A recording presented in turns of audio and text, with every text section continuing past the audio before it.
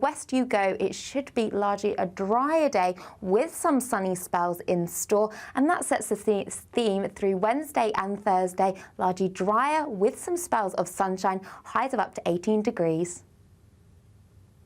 A brighter outlook with Box Solar, sponsors of weather on GB News.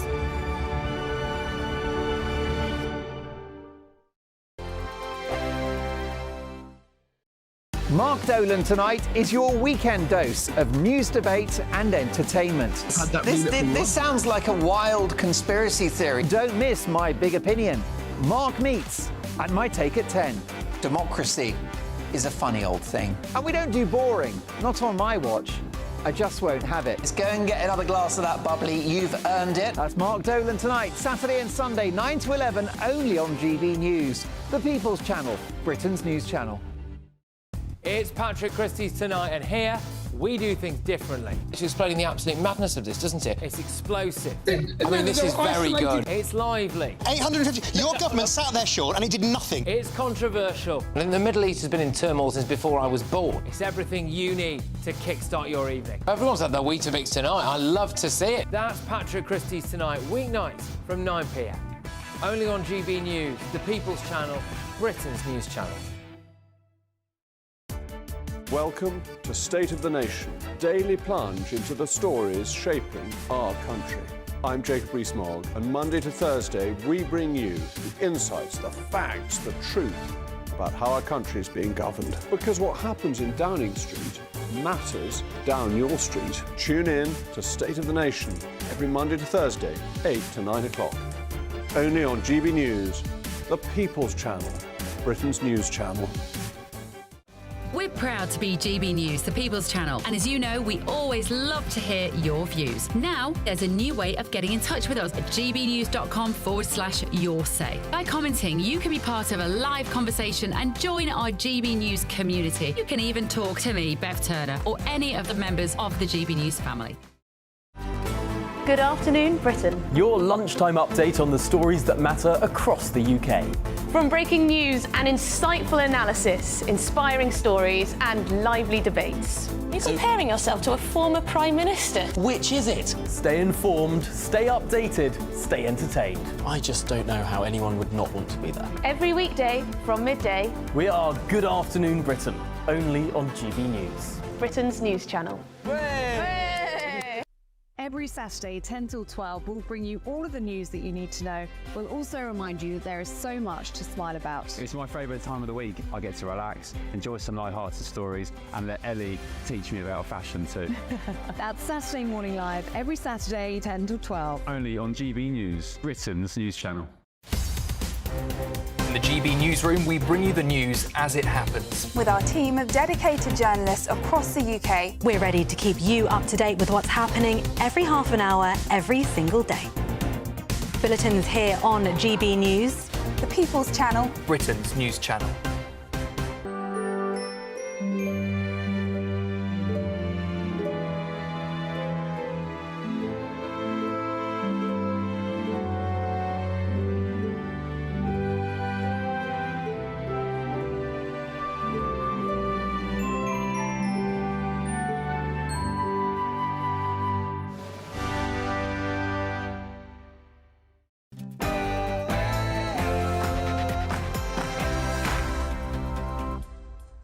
Hello there, good morning. Day 2 of the Conservative Conference kicks off in Birmingham. The knives are out for Kemi Badenoch as fellow leadership hopefuls blast her comments on maternity pay. Maternity pay varies depending on who you work for, but it is a function, where it's statutory maternity pay, it is a function of tax. Tax comes from people who are working. We're taking from one group of people and giving to another. This, in my view, is excessive. Views welcome. Could this be the end for the candidate who was once tipped to take over the party? That's as leadership frontrunner Robert Jenrick warns his party could die unless it vows to quit the European Convention on Human Rights. And as the Conservatives pick up the pieces after the election defeat, we'll be debating this morning who is the bigger threat, Reform or the Lib Dems? Tensions are simmering on in the Middle East as Israel carries out airstrikes on Lebanon's capital, Beirut, for the first time in nearly 2 decades. as dozens of women accuse the former Harrods owner, Mohammed Al-Fayed, of sexual assault. We'll be speaking live to the American attorney working to bring the survivors justice. Prince Harry has landed in London and is preparing to attend the Well Child Awards later today. So we're asking if a reunion with King Charles is on the cards. Animal rights group PETA calls for police dogs to be phased out after animals were hit and hurt with bricks and burned during the summer riots. This morning, we ask whether it's time to cut canines from the front line. And in the sport this morning, if you could compare football managers to breakfast cuisine, Erik ten Hag is toast. As Manchester United are beaten 3-0 by Spurs. I'm sorry, Eamonn, I'll try my best. Ipswich draw 2-2 with Aston Villa, but are still winless in the Premier League. And again, I have the future of sport. It's a kids' game that's becoming professional. We've got further spells of heavy rain in the forecast today that could lead to some flooding. I'll have all of the details coming up shortly. 2 minutes past the hour of 6 o'clock. A very good morning to you at the start of the week. And could we just say happy birthday to Miss Isabel Oh, today. thank you. Yeah, it was my birthday yesterday. I'm Isabel. This is GB News Breakfast. Thanks for your company.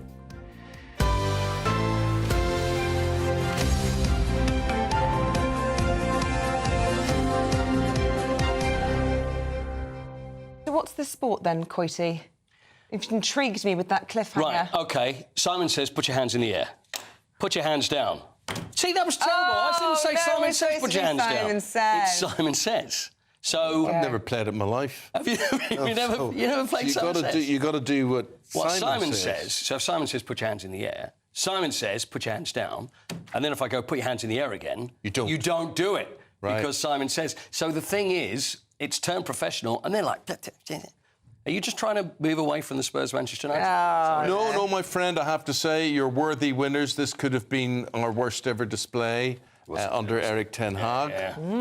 Although you could argue in his defence, he didn't get sent off. It was Bruno Fernandes got sent off, and that created other problems.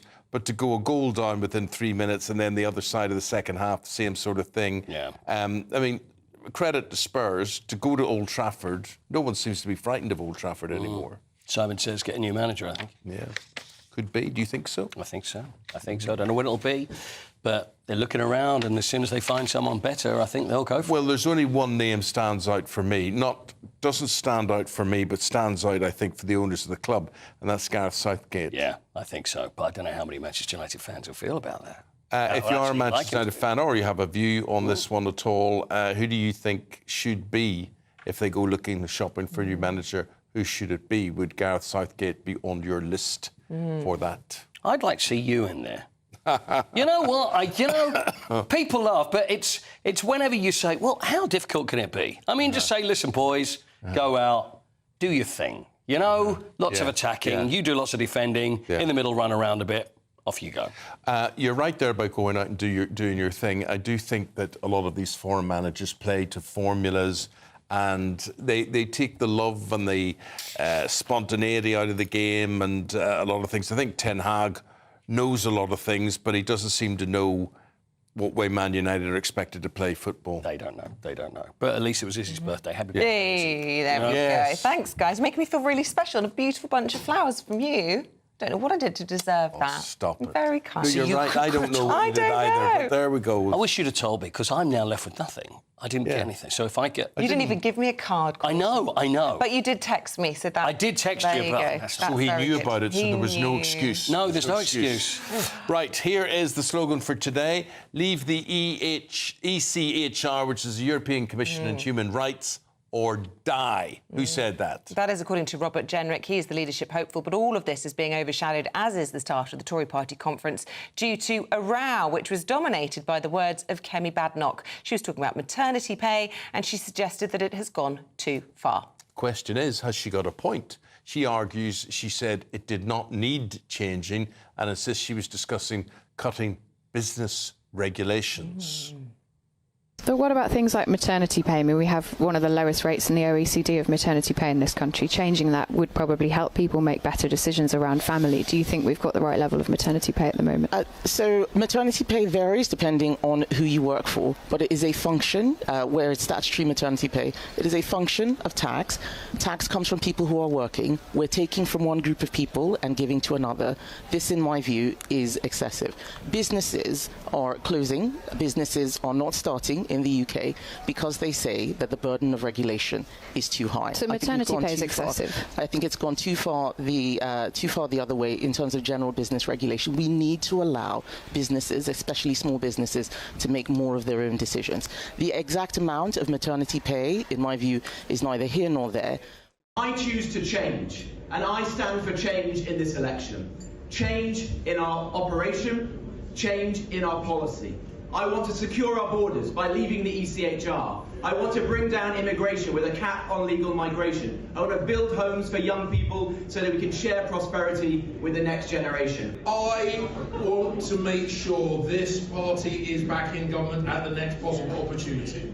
If you want to mess about, pick anyone. If you want to win, pick me. I'm going to start off by saying that I am the only candidate who polled better than Keir Starmer, but frankly, after last week, I'm not sure that's true. I think we all do, even Richie does. We need to make sure that we don't have the chaos in number 10 that we've seen in the last few weeks. We're actually getting leadership back, trust back in British politics, and the opportunity to serve the British people again.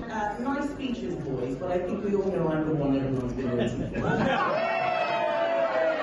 We're going to get rid of this Labour government. Maybe we weren't ready for the election, but they were not ready for government. We are going to get Angela Rayner, we're going to get Rachel Reeves, and we're going to get Keir Starmer. And to do that, we need someone who's going to cut through, somebody who can stand up to them and also face down Farage, somebody who will resonate with the public.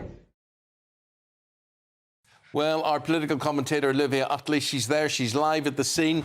And any comments from Kemi Badenoch could well be affecting you, one being with child yourself? Well, absolutely. I think those comments from Kemi Badenoch are going to go down pretty badly with lots and lots of women across the UK. Badenoch is saying that she was misrepresented and that actually what she was talking about in that interview was in general regulation going too far. Businesses, especially small businesses, being forced by the law to pay a certain amount to women on maternity leave, when she actually believes it should be up to businesses to make those decisions themselves. The problem is that is not at all how it came across, and it came across as though she was criticising that statutory maternity pay, which of course is paid by the government. And in fact, she went further to sort of aid this misrepresentation, if you like, by actually using the words that maternity pay is excessive. It's a function of tax. It's money going from one group of people to another. All three of the other leadership candidates immediately distanced themselves from what Kemi Badenoch had to say, and this could really prove to be a big problem for her. Yes, she is popular among Conservative members, but on the Conservative Home poll, which is the best indication we've got about what those 100,000 or so members think, she's actually slipping down in popularity, and Robert Jenrick is going up. Now, there is a chance that what happens in the next few weeks is that Robert Jenrick remains a sort of front runner from the right of the party, and then the James Cleverly vote, James Cleverly's vote doesn't seem to be gaining very much momentum at all. That could all disappear and go to Tom Tugendhat, or the other way round. Tom Tugendhat and James Cleverly are quite similar. So you could end up with a situation where either James Cleverly or Tom Tugendhat manage to leapfrog Kemi Badenoch, and it could be either James Cleverly or Tom Tugendhat in the final two with Robert Jenrick, with Kemi Badenoch kicked off the list altogether. I've heard it being described as potentially her Andrea Leadsom moment for Kemi Badenoch, and she famously commented on Theresa May's likelihood of being a leader because she didn't have children, and it was a huge source of sorrow for Theresa May that she didn't have a stake in the future of the country, and that was it for Andrea Leadsom. It really ended her ambitions there. Do you think this could be disastrous for Kemi Badenoch? Because I'm looking across at the papers, the Times, the Telegraph, the Eye, her picture on the front, they're on the Sun front page as well. Do the Conservatives want a leader that every time they speak, whether they intend to or not, creates headlines? Well, that is the question, and Kemi Badenoch does have a little bit of a reputation for either sort of putting her foot in it, as she seems to have done here, because she claims that she was misrepresented, or also, and we've seen a bit of that as well in the last couple of days, getting angry and sort of losing it with journalists, losing it with the media, claiming that she's been misrepresented. She released a video on X yesterday saying that what she'd said had been taken out of context. But when you actually read the transcript of what she said, I would argue it wasn't really taken out of context. She did say that maternity pay is excessive. Perhaps she didn't specifically mean that statutory maternity pay should go down a little bit. She does say somewhere in that interview that the exact amount of maternity pay is immaterial. But certainly the message that she was giving across was that statutory maternity pay has gone too far. It's all very well her saying that she's been misrepresented, but people can read the transcript or listen to the interview for themselves. And I think that is a bit of a problem for the Conservative Party. Kemi Badenoch can be seen as a little bit of a liability. And just to be clear, I was just looking it up. I think that the statutory maternity pay is 44% of the minimum wage, so less than half of what we expect people to work for as a minimum in the workplace. And of course, people who are in the workplace, pregnant women who then take maternity, are also taxpayers. So it is paid for by the taxpayer, but they pay into the system as well. I'm sure we're going to have a lot more conversation about this throughout the course of the morning. Just to give us a little headline of what's coming up today, lots of talk around the ECHR for Robert Jenrick, and I think we've got Jeremy Hunt giving his speech at 10 o'clock or 10:30 this morning. We have. I think it's at 9:30 perhaps this morning that Jeremy Hunt's going to be giving his speech. It's not going to be a sort of traditional conference speech. He's going to be in conversation. So it'll be really interesting to see what sort of a crowd that attracts today. We also will expect, obviously, to hear a bit more from the leadership hopefuls. I'm quite interested to see that the mood in Birmingham for this conference seems to be relatively cheerful. It's almost as though the Conservatives have decided they don't have much to lose, so they may as well sort of cheer up. In fact, you could argue, I would say, that the mood here is better than it was in Liverpool last week, which I don't think anyone was expecting a couple of months ago when Labour won that general election. But I'll keep you posted on how it goes. OK. Thank you, Olivia. Appreciate it. We'll speak again later. Thank you very much indeed. See, the thing is Kemi Badenoch a Badenoch? Or what she says there's no bad in her name. Did she? Oh, I'm glad you yeah, now I know, yeah. Because I hear it pronounced so many different ways, and I didn't know if there was... I get it muddled as well, but I heard her say there's no bad in Badenoch. So it should actually be spelled B-A-Y. Maybe, B-A-D. I don't know. It's spelled bad, but well, but the D-E makes it maybe Bade. Knock. Yeah. Enoch. Badenoch. Enoch, she's got there. E-N-O-C-H. It's all there. Anyway... Names. Names Gone are are the days thing. when it just used to be plain Smith or Jones or anything like that. No. Or right, Holmes, indeed. Right, big story today. We're very interested in this one. With the time approaching 6:15, barristers representing victims of Mohammed Al-Fayed say there are now 60 survivors and they have credible evidence of abuse.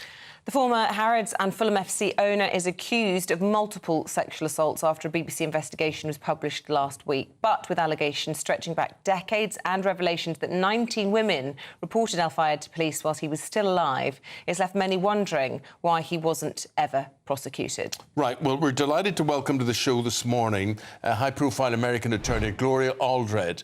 And Gloria represents a number of people in big high-profile cases with sexual harassment throughout the years. And she's representing multiple women who have pointed the finger at the former Harrods owner. Gloria, good morning to you.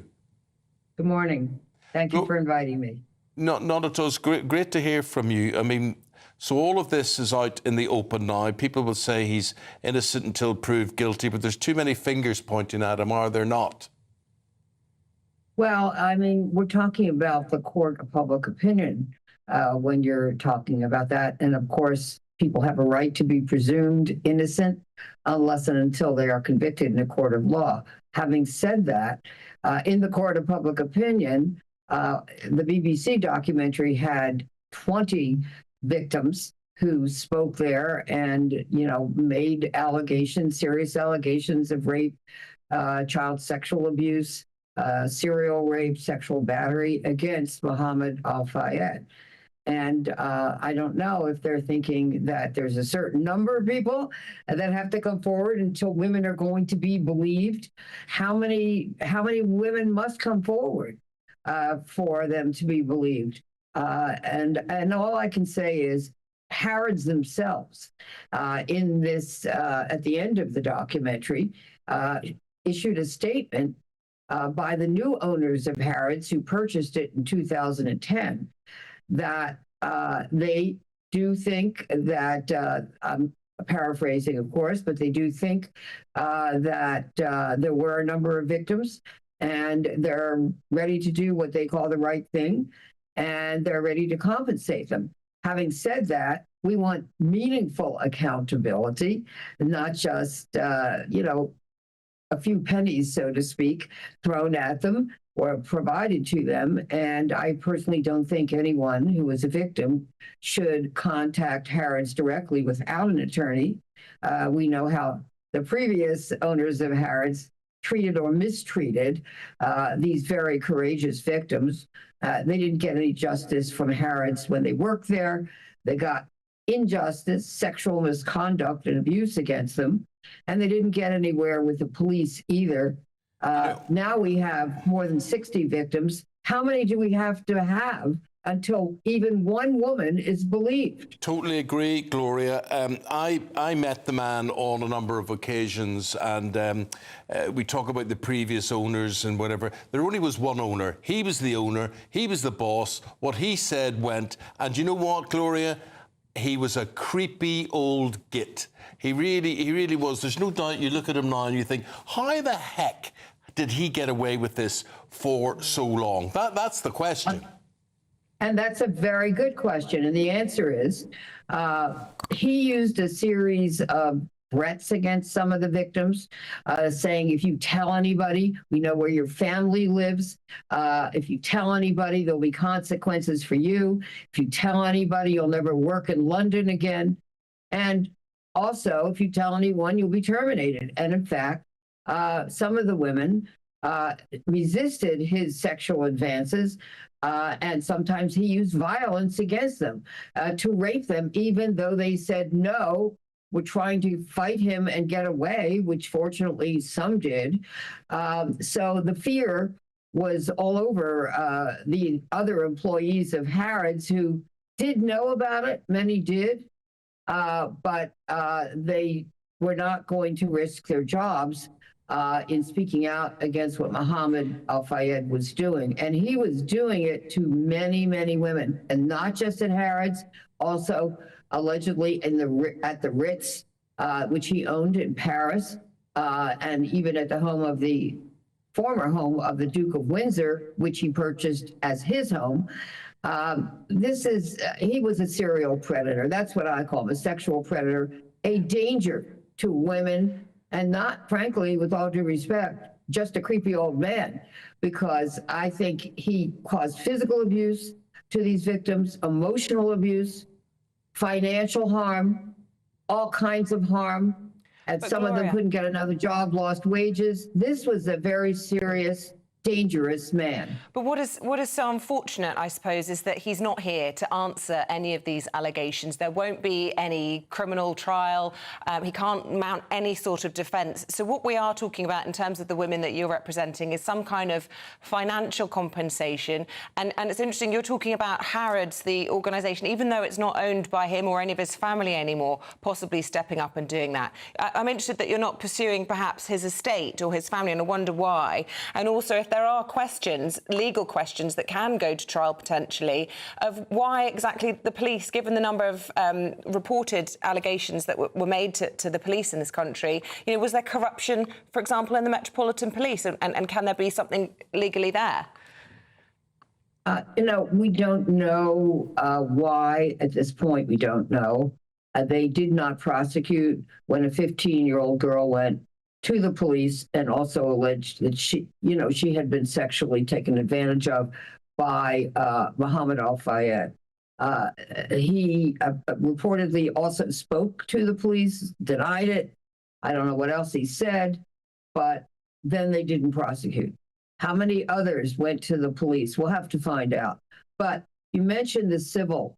We're seeking justice for these victims. And I always say it should never be too late to do the right thing for women or men who've been victimized. And that's what the new owners of Harrods should do. As I have said, we want deeds, not just words. And we want meaningful accountability. And I think it's, you know, justice delayed is justice denied, as we often say in the legal profession in the United States. It has been delayed for so long for these women, and they have lived with the rage that has consumed some of them and emotional damage. And I think it's past due to give them some meaningful accountability in terms of... Gloria, just briefly, how long do you think it would take to sort this out, to get some sort of reconciliation with all of this? I think that answer really is in the hands of Harrods. They say they want to compensate.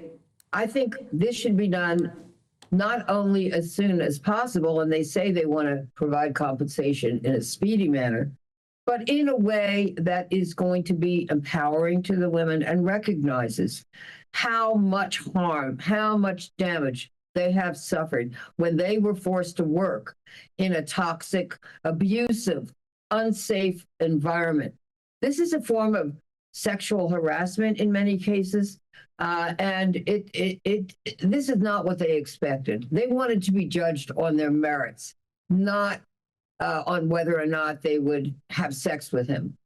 So this is an opportunity for the women to be empowered, but they're only going to be empowered if Harrods steps up and steps up soon, you know, to begin to analyze what happened to them, acknowledge what happened to them, and then be accountable to them. And that may take a little longer. It shouldn't have to take going to the court system, because they say they want to do the right thing. And we're going to have far more than the 60 cases. The barristers will have far more than that very soon, I believe, because, for example, I'm still getting calls. Yeah. There are many Americans, some from other countries who are calling me, many calling the barristers. And so let's do it sooner than later, and let's do it in a way that they are empowered and know that in a way that they're rewarded for their courage and speaking out, and they are believed. OK, Gloria, we've got to leave it there. Sounds like you're going to be very, very busy. Thank you for giving us an insight into what's going on. Keep us updated, won't you? Thank you very much. Journey to justice. Thank you very much. It's fascinating when you look back and you see pictures of people around Al-Fayed and how they react in the presence of someone with power. He owned Harrods. He had the power to make your life good or your life bad. And he was a creepy little His own toad. personal story was explored quite a lot in The Crown, and how he was a child in Egypt when there was a royal visit, and he was really taken with royalty, British royalty, almost obsessed by it, and how actually the reason Princess Diana ever even met him was because the Queen kept swerving him because he kept buying seats to sit next to her. According to The Crown, I don't know how true this is, but say at the Highland Games in Braemar or whatever, he'd paid all the money to get the top seat, and the Queen would always at the last minute sort of think, oh, I don't want to sit next to him. And so Diana would be sent a sort of a prize to keep him happy. And that's how he obviously ended up pushing his son towards her. I don't know how much truth there is in that, obviously, but it gave me a different sort of perspective into his whole life story. Yeah, it's always awful. I think it's such a shame when somebody's died, they can't answer these cases. No, it's not a shame he died. He's as guilty as sin. I know, but he should be punished for it rather than get to go to the grave having had a lovely life. Yeah, yeah. I just think it's awful when you see the women who have been affected by this and the circumstances in which they were affected, and he got away with it. There we go. Keep your views coming in with us. Have your say today, and we'll be glad to reflect those. Yeah. Let's take a look at some of the other stories coming into the newsroom at 6:25 this morning. And an apparent Israeli airstrike has hit the Lebanese capital of Beirut in what's believed to be the first direct attack on the city since 2006. Ministers warn Lebanon is on the verge of catastrophe as 1 million people have been displaced from their homes, and the death toll has reportedly passed 100 in the last 24 hours. Austria's Freedom Party is projected to win the country's general election. 78% of the population turned out to vote. It would mean Austria has elected its first hard-right party since the Second World War. The leader of the party, Herbert Kickl, ran on a promise to crack down on asylum numbers and curb inflation rates. And finally, the award-winning American country music singer and actor Chris Christopherson has died at the age of 88. A representative said the star passed away peacefully at his home in Hawaii on Saturday. The Why Me writer found international fame starring in the 1976 film A Star Is Born and won a Golden Globe for his performance.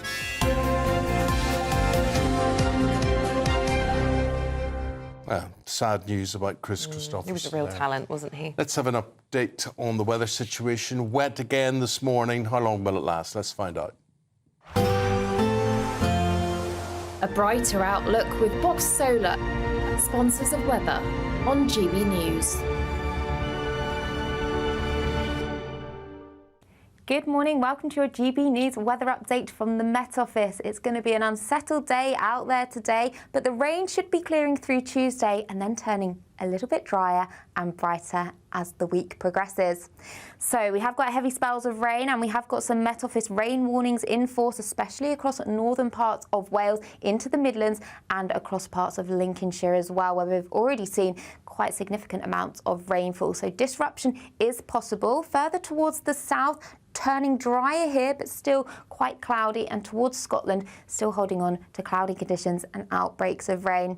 Still breezy once again across the English Channel and towards East Anglia, and we still have heavy spells of rain continuing through Monday evening, so there could be some difficult driving conditions at rush hour with travel disruption and also some flooding. So heavy spells of rain continuing across the central swathe of the UK, perhaps turning a little bit drier across parts of Northern Ireland and into Scotland, but on the whole there is a lot of cloud around still persisting through the night on Monday. So as we go through Monday evening, heavy spells of rain still continuing across much of England and across Wales as that low pressure gradually clears off towards the east. Then we'll start to see clearing skies, especially further west you go, with some clear skies here, allowing temperatures to fall just a little bit, but otherwise towns and cities holding up at around 10 or 11 degrees.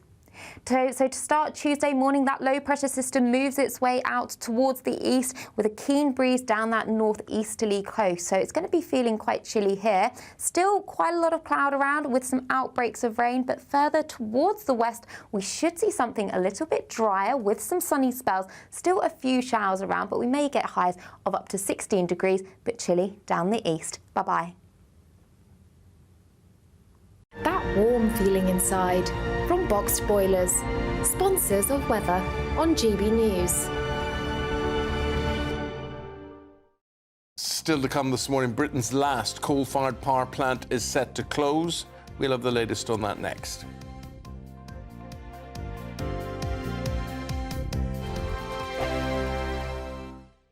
This Sunday, join me, Camilla Tominey, for an exclusive interview with one of the most controversial, influential and unique political figures of our time. Boris Johnson will be in studio discussing his new memoir, Unleashed, the gripping story of how he dealt with plotting politicians, problematic princes and a pandemic.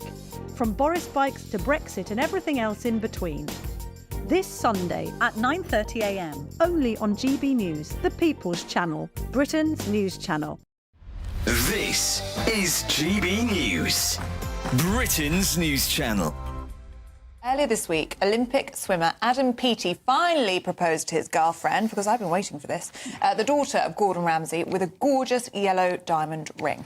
Yeah, so the demand for coloured diamonds in the last 10 years has soared by, guess how much, 77% between 2010 and 2019. Joining us now to tell us more about some of the hottest trends in the diamond world is dealer to the stars, Neil Dutson. Good morning, Neil. Morning, Ben. And I've got one of your exemplary examples. Look at this bad boy. So What's this one? That's a very rare Muso Colombian emerald. And it's alpine green translucent, so it's a really stunning See if colour. we get a close-up. So, yeah, so pretty impressive. Can I be very crude and ask how much this is worth?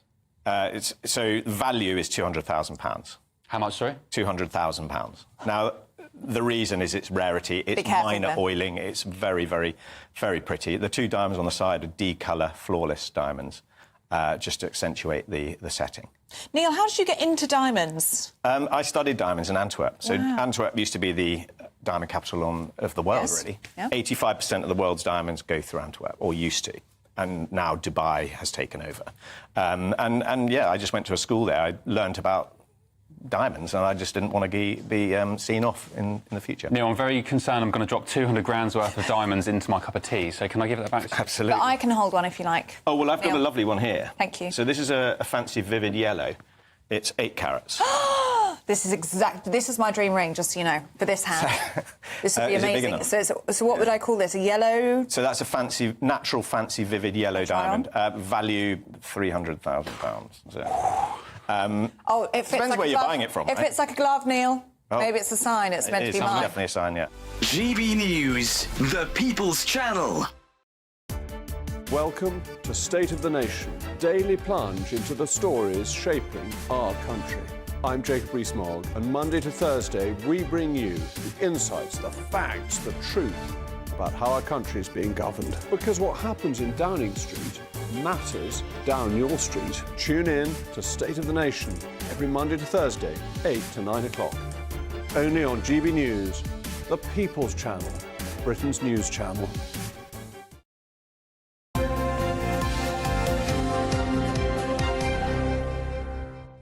Don't forget, if you are leaving the house today, you can stay with us throughout the day on the move. How can we do that, Isabel? On GB News Radio, you can find us in your car, you can take us on your phone, wherever you go, even on the tube. If you're all wired up, then you can take us. There's no excuses not to hear all of our chats throughout the morning, wherever you go. Don't miss a minute. OK.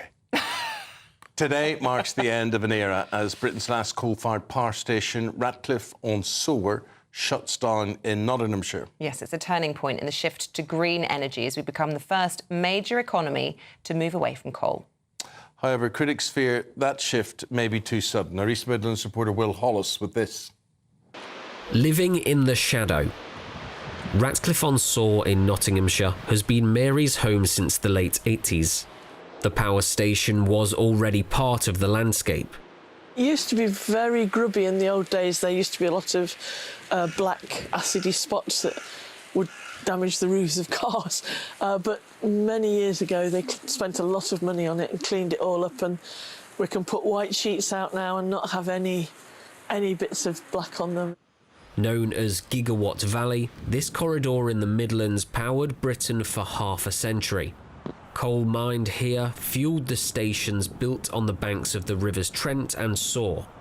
Now Ratcliffe is the only one running. Ratcliffe-on-Soar is the UK's last remaining coal-fired power station, and its closure signals the end of an era in energy production, not just here, but around the world. Coal-powered electricity started here in Britain 140 years ago. Now, the UK is the first major economy to stop using it.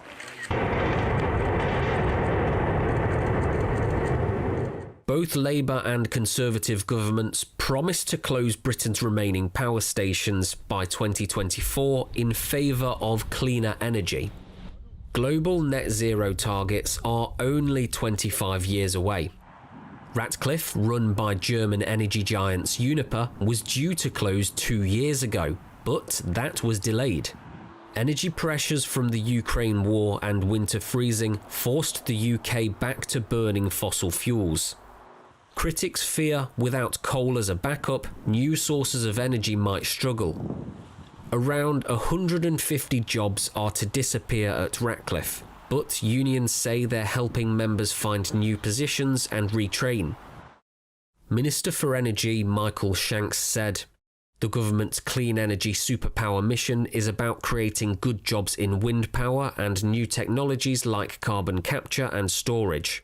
Decommissioning and demolition is next on the horizon for Ratcliffe, then a green industries hub.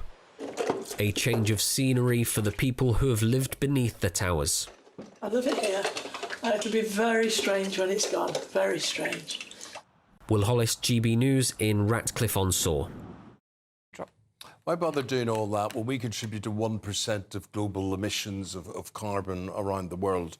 And cows alone, 15% of carbon emissions. So it really is this too much too soon, or is this doing the right thing? Let us know what you think. What impact is it all having on the weather? It was wet and windy as we made our way in this morning. I had a shocker of a journey. Flooding everywhere. The weather is turning, the nights are drawing in. You'll have plenty of time to grab an autumnal cash boost of an incredible £36,000 in cash. It's the biggest cash prize of the year so far, and here's how it could be. And good luck. The latest GB News travel. Good morning, I'm Russell Holding. The A1 in Tyne and Wear is closed northbound from junction 65 at Bertley to 67 at the Coalhouse roundabout where overnight roadworks have overrun. In Nottinghamshire, the A60 is closed along Mansfield Road at Ravenshead after an accident. In Leicestershire, the A50 is closed each way along High Cross Street in Leicester for an investigation. Buses replaced trains between Wolverhampton and Shrewsbury because of flooding. In the West Midlands, the A41 is closed along Holyhead Road at Handsworth in Birmingham for an investigation. In Paris, the A470 is closed each way between Limonest and Nantou because of emergency repairs. The A1M in Hertfordshire is closed northbound from junction 4 up to 6 near Welwyn Garden City after an accident. And in Kent on the A2, 2 out of 4 lanes are closed westbound where there's an accident just after the Bean interchange, causing queues towards there from the Cobham services. And that's the latest. You can stay up to date throughout the day by visiting our website, gbnews.com.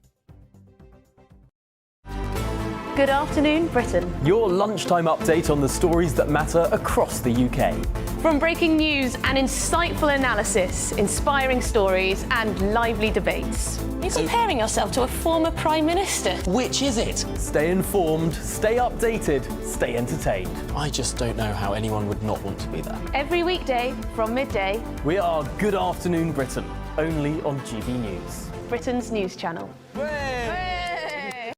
It's Patrick Christie's Tonight, and here we do things differently. It's explaining the absolute madness of this, doesn't it? It's explosive. I mean, this is very good. It's lively. 850. Your government sat there, Sean, and it did nothing. It's controversial. And the Middle East has been in turmoil since before I was born. It's everything you need to kickstart your evening. Everyone's had their Weetabix tonight. I love to see it. That's Patrick Christie's Tonight, weeknights from 9 p.m.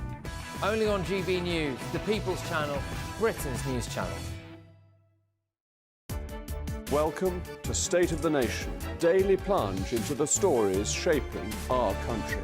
I'm Jacob Rees-Mogg, and Monday to Thursday we bring you the insights, the facts, the truth about how our country is being governed. Because what happens in Downing Street matters down your street. Tune in to State of the Nation every Monday to Thursday, 8 to 9 o'clock. Only on GB News, the People's Channel, Britain's news channel. Are the newspapers getting you down? My wife didn't divorce me that month. Struggling to separate the wheat from the chaff? I know that it's a bit of a circus at the best of times. Well, don't worry. Headliners has got you covered. We'll take the burden of reading the day's news, and if we get depressed, who cares? It's an occupational hazard, frankly. That's Headliners on GB News from 11 p.m. till midnight, and the following morning, 5 till 6 a.m. on GB News, the comedy channel. Nah, just kidding. Britain's news channel.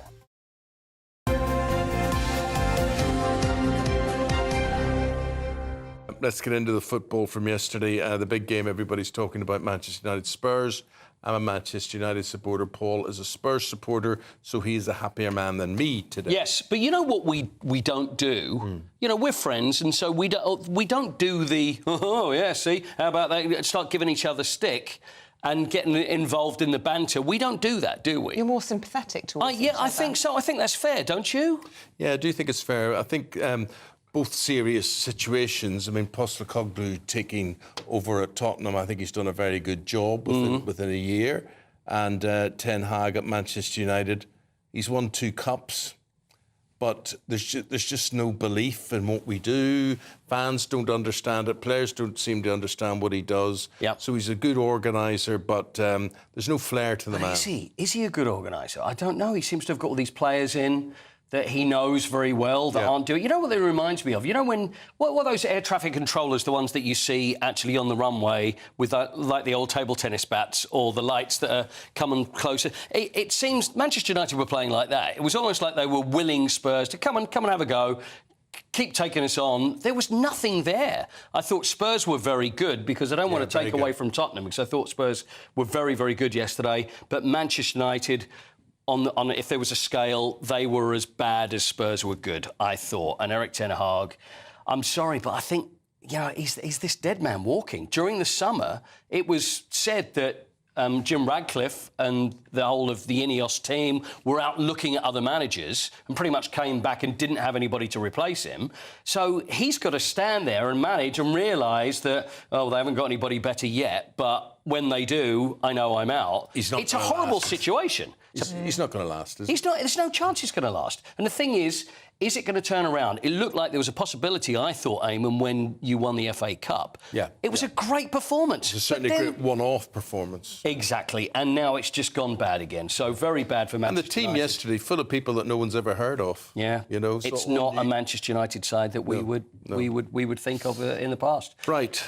Other game, Ipswich 2, Aston Villa 2. Ipswich are very happy with the draw. I think they're very happy with the draw at Portman Road. But the thing is, they still have no points. So they still have no wins. They do have points, I beg your pardon. They're in 15th. Southampton, Leicester, Ipswich, Crystal Palace and Wolves, all without a win this season so far. The further we go through, the more worried they'll be. But it was a good game, and Aston Villa would have been expected to win. Because had Aston Villa won... Top of the table. Well, yeah, that's where they would have been, joint with Liverpool, but not to be. So well done to Ipswich for that. And I think we've got time for the Simon Says? Very quickly, Simon Says. Simon Says... So you didn't play that when you were a kid? I definitely played it. I think it's a tool to basically subjugate your children and make them learn to be obedient. Yeah, I think it's genius. Just a fun little game. No, it's great. Well, if you can have breakdance in the Olympics, maybe you can have Simon Says. Just watch professional Simon Says. Oh, OK, here we go. That's what you call them, Simon Says. Here we go. Simon to stop. Simon to run. Simon to stop. Hands up. Simon to hands up. Run in place. Run in place. Simon to run in place. Simon to stop. Hands down. Hands down. Simon to hands down. Hands up. Hands up. Simon to hands up. Hands down. Simon to hands down. Run in place. Both did it. Simon to hands up. Simon to hands on head. Simon to hips. Simon to head. Simon to hips. Simon to head. Simon to hips. Simon to head. Simon to tap. Simon to stop. Simon to stop. Hands up. Hands up. Simon to hands up. Hands down. Hands down. Simon to hands down. You're good. How long does that go on for? It went on for 7 hours. I've got a headache just watching that. You know what? This time in the morning, it's just a bit much, isn't it? Isn't it? Simon Says, I'm like, I can't. I'll give up. Simon Says, give up and go home. Yeah. Well, Eamonn says we've got to go to the break. I'm not surprised. The newspaper review after this. See you again after 7. Thank you very much. Be back after this.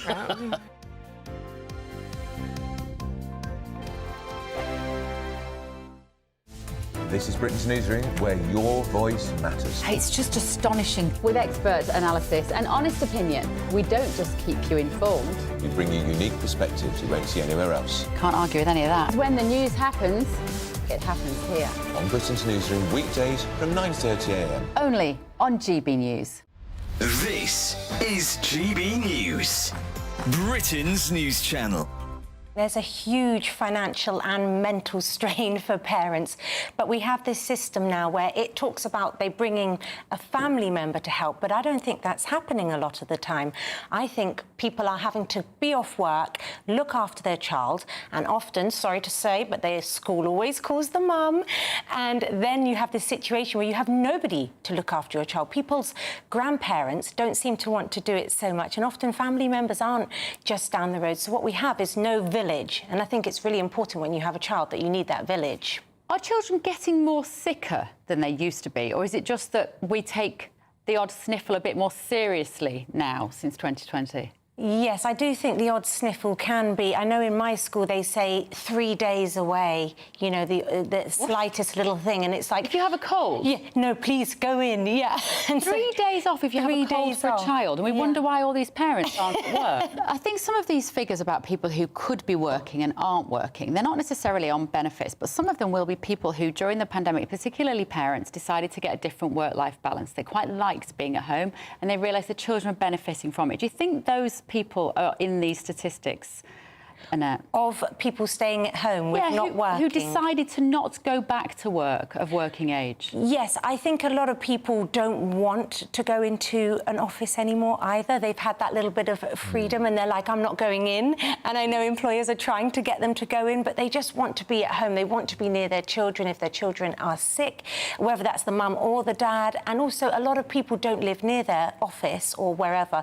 They don't want to commute. Train fares have gone up, so they say, well, why should I pay? So you have this whole knock-on effect throughout the economy. GB News, the People's Channel. If you want your news to be straight talking... This is a nightmare for the Conservatives again. Down to earth. It's not just Nottingham where this is happening, is it? And most importantly, honest. Hard-working, middle-class taxpayers, they'll get the book thrown at them. Then catch me, Martin Daubney, Monday to Friday, 3 till 6 p.m. on GB News, Britain's news channel.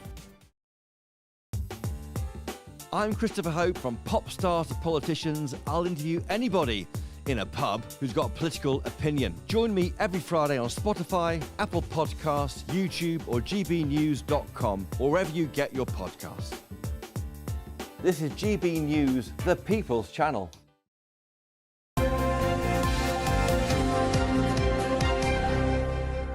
What's making the news today? John Lisa McBissack-Abusi, Kemi Badenoch, one of the Conservative hopefuls to be the new party leader, Dawn. So she sparked a bit of controversy. Well, she's probably just lost the vote of the female half of the Conservative Party membership by saying that maternity pay could be viewed as excessive.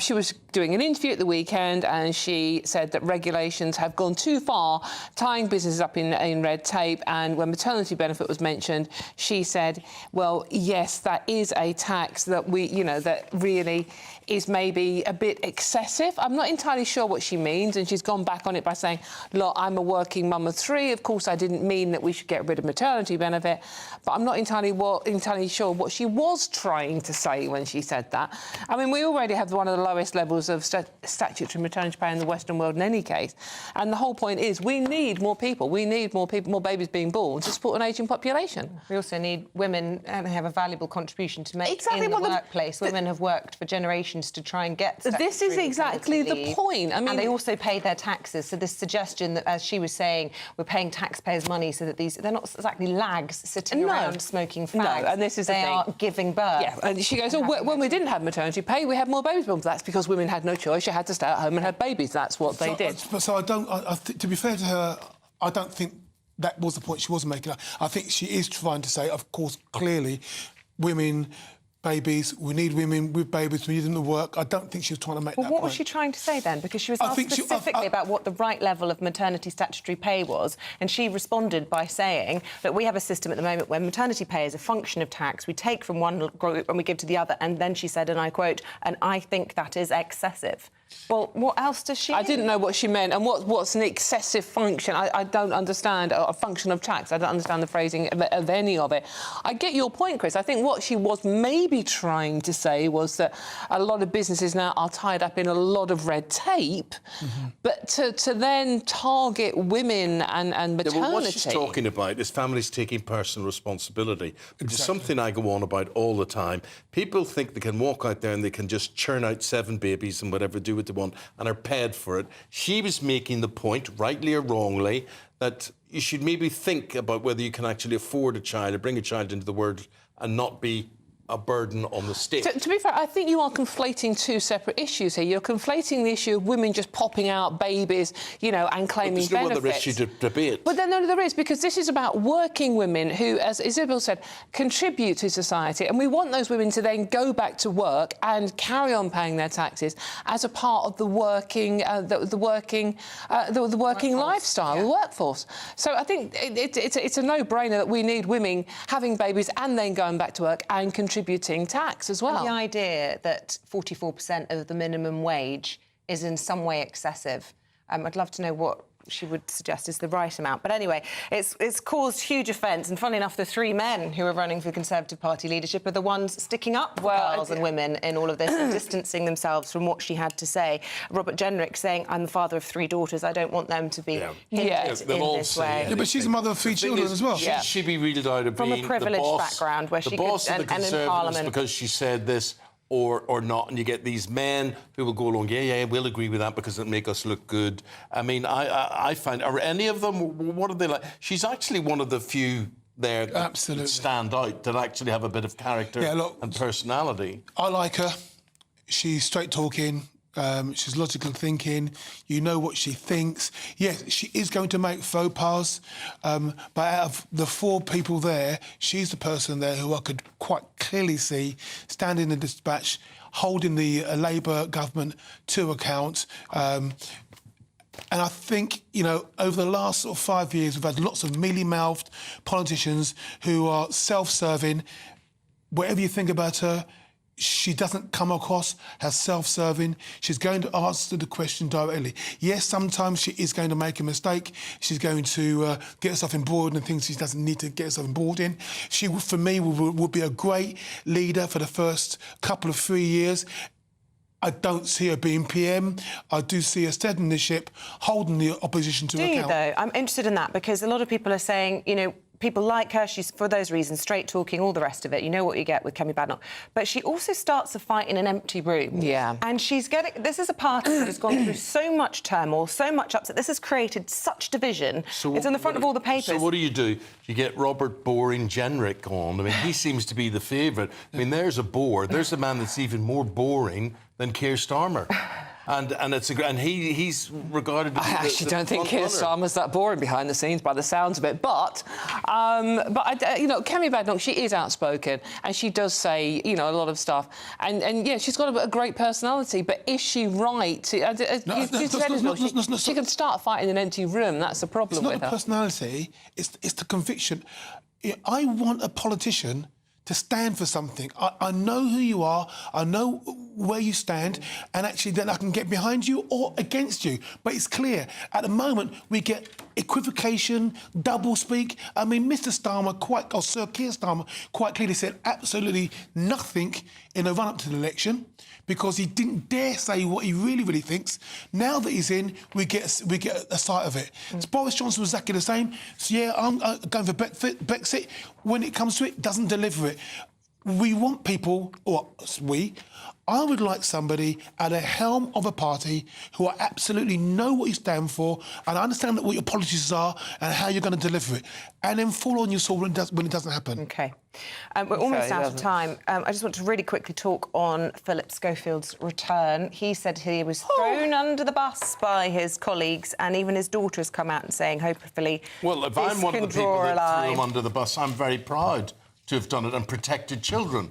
People who are underage. And people seem to be forgetting this, and they're making it out to be one situation, one kiss, one relationship. Believe it if you want, fine. But I think he is where he deserves to be, in exile. He obviously stresses that this wasn't illegal, but it was ill-advised. Lots of people will be tuning in. Why do we keep going back to this? It's not illegal. Well, so he fertles with an underage boy, and you can work out when this started or not. There's all sorts of talk as to when these relationships started or not, but, you know, coming on and... This man is addicted to fame, absolutely addicted to fame. And funny, nobody's going to put Hugh Edwards on a desert island and say, Hugh, tell us about your experiences, but they will put Philip Schofield on. Well, one of the stories that came out of it is the idea that he's been attacked because he's a gay man, and that if he was a straight man, he would be lauded by it. So he's in his 50s, with an 18-year-old boy. In his 60s. Yeah, but the 18-year-old boy, was he 50, 60? Could you imagine any 60-year-old bloke getting away with being intimate with a young lady in her teens? Absolutely. I mean, even in your 30s, people will be looking at you thinking, are wrong. you sure? No, it's completely wrong. And to blame the fact that you're homosexual for all the stick you got after the incredibly bad behaviour, I think is outrageous. But, you know, it's going to... I think people will sit and watch it tonight. Well, the difference, I guess, with Hugh Edwards is he has been convicted of a crime, and I guess will remain to be seen what happens with Schofield and his return. A lot of people will tune in just to see, won't they? Yes, of course they will. I think it's a sympathy vote. You know, it's not about you being gay. It's about you having an inappropriate, as a gaffer, as a boss, having an inappropriate relationship with a colleague. The power balance and the age balance, difference is what offended a lot of people. I know so many young people who work in junior positions in television, and if I thought that they were being taken advantage of in such a way, then I would be... Somebody needs to stand up and say people like him or Hugh Edwards, whatever, exist, and they shouldn't exist. They shouldn't be allowed. I wonder if he was making a dig at Holly when he said, He was definitely, I mean... She lost her career over it, didn't she? Holly Willoughby, Martin Frizzell and Dame Carolyn McCall are the three that he blames for it. I just wanted to ask you, Eamonn, you knew the young lad involved in this, didn't you? Yeah, I did. How do you think he'll feel watching this go out tonight? Tell you later. Got to go to the website. The latest GB News travel. Good morning, I'm Russell Holding. In Nottinghamshire, the A60 is closed each way along Mansfield Road at Ravenshead after an accident. In Leicestershire, the A50 is closed each way along High Cross Street in Leicester for an investigation. Buses replaced trains between Shrewsbury and Wolverhampton because of flooding. In the West Midlands, the A41 is closed along Holyhead Road at Handsworth in Birmingham for an investigation. In Paris, the A470 is closed each way between Limonus and Nantes for emergency repairs. The A1M in Hertfordshire is closed northbound between junctions 4 and 6 near Welwyn Garden City after an accident. Kent on the A2, it's down to 2 out of 4 lanes westbound with an accident just after the Bean interchange with queues from the Cobham services. And on the M23 in Surrey, there are 2 lanes closed northbound after an accident between junctions 9 and 8 from Gatwick Airport to the M25, and it's slow towards and past there. And that's the latest. You can stay up to date throughout the day by visiting our website, gbnews.com. There's still good luck. Join me, Nana Akwe, for an informative, interactive news programme with a difference. It's fun. No, he didn't say that, Dave. I'm so surprised. I think there's an element of truth to that. Join me from 3 p.m. every weekend, only on GB News, Britain's news channel. Every Saturday, 10 till 12, we'll bring you all of the news that you need to know. We'll also remind you that there is so much to smile about. It's my favourite time of the week. I get to relax, enjoy some light-hearted stories, and let Ellie teach me about fashion too. That's Saturday Morning Live, every Saturday, 10 till 12. Only on GB News, Britain's news channel. We're proud to be GB News, the People's Channel, and as you know, we always love to hear your views. Now, there's a new way of getting in touch with us at gbnews.com/yoursay. By commenting, you can be part of a live conversation and join our GB News community. You can even talk to me, Bev Turner, or any of the members of the GB News family.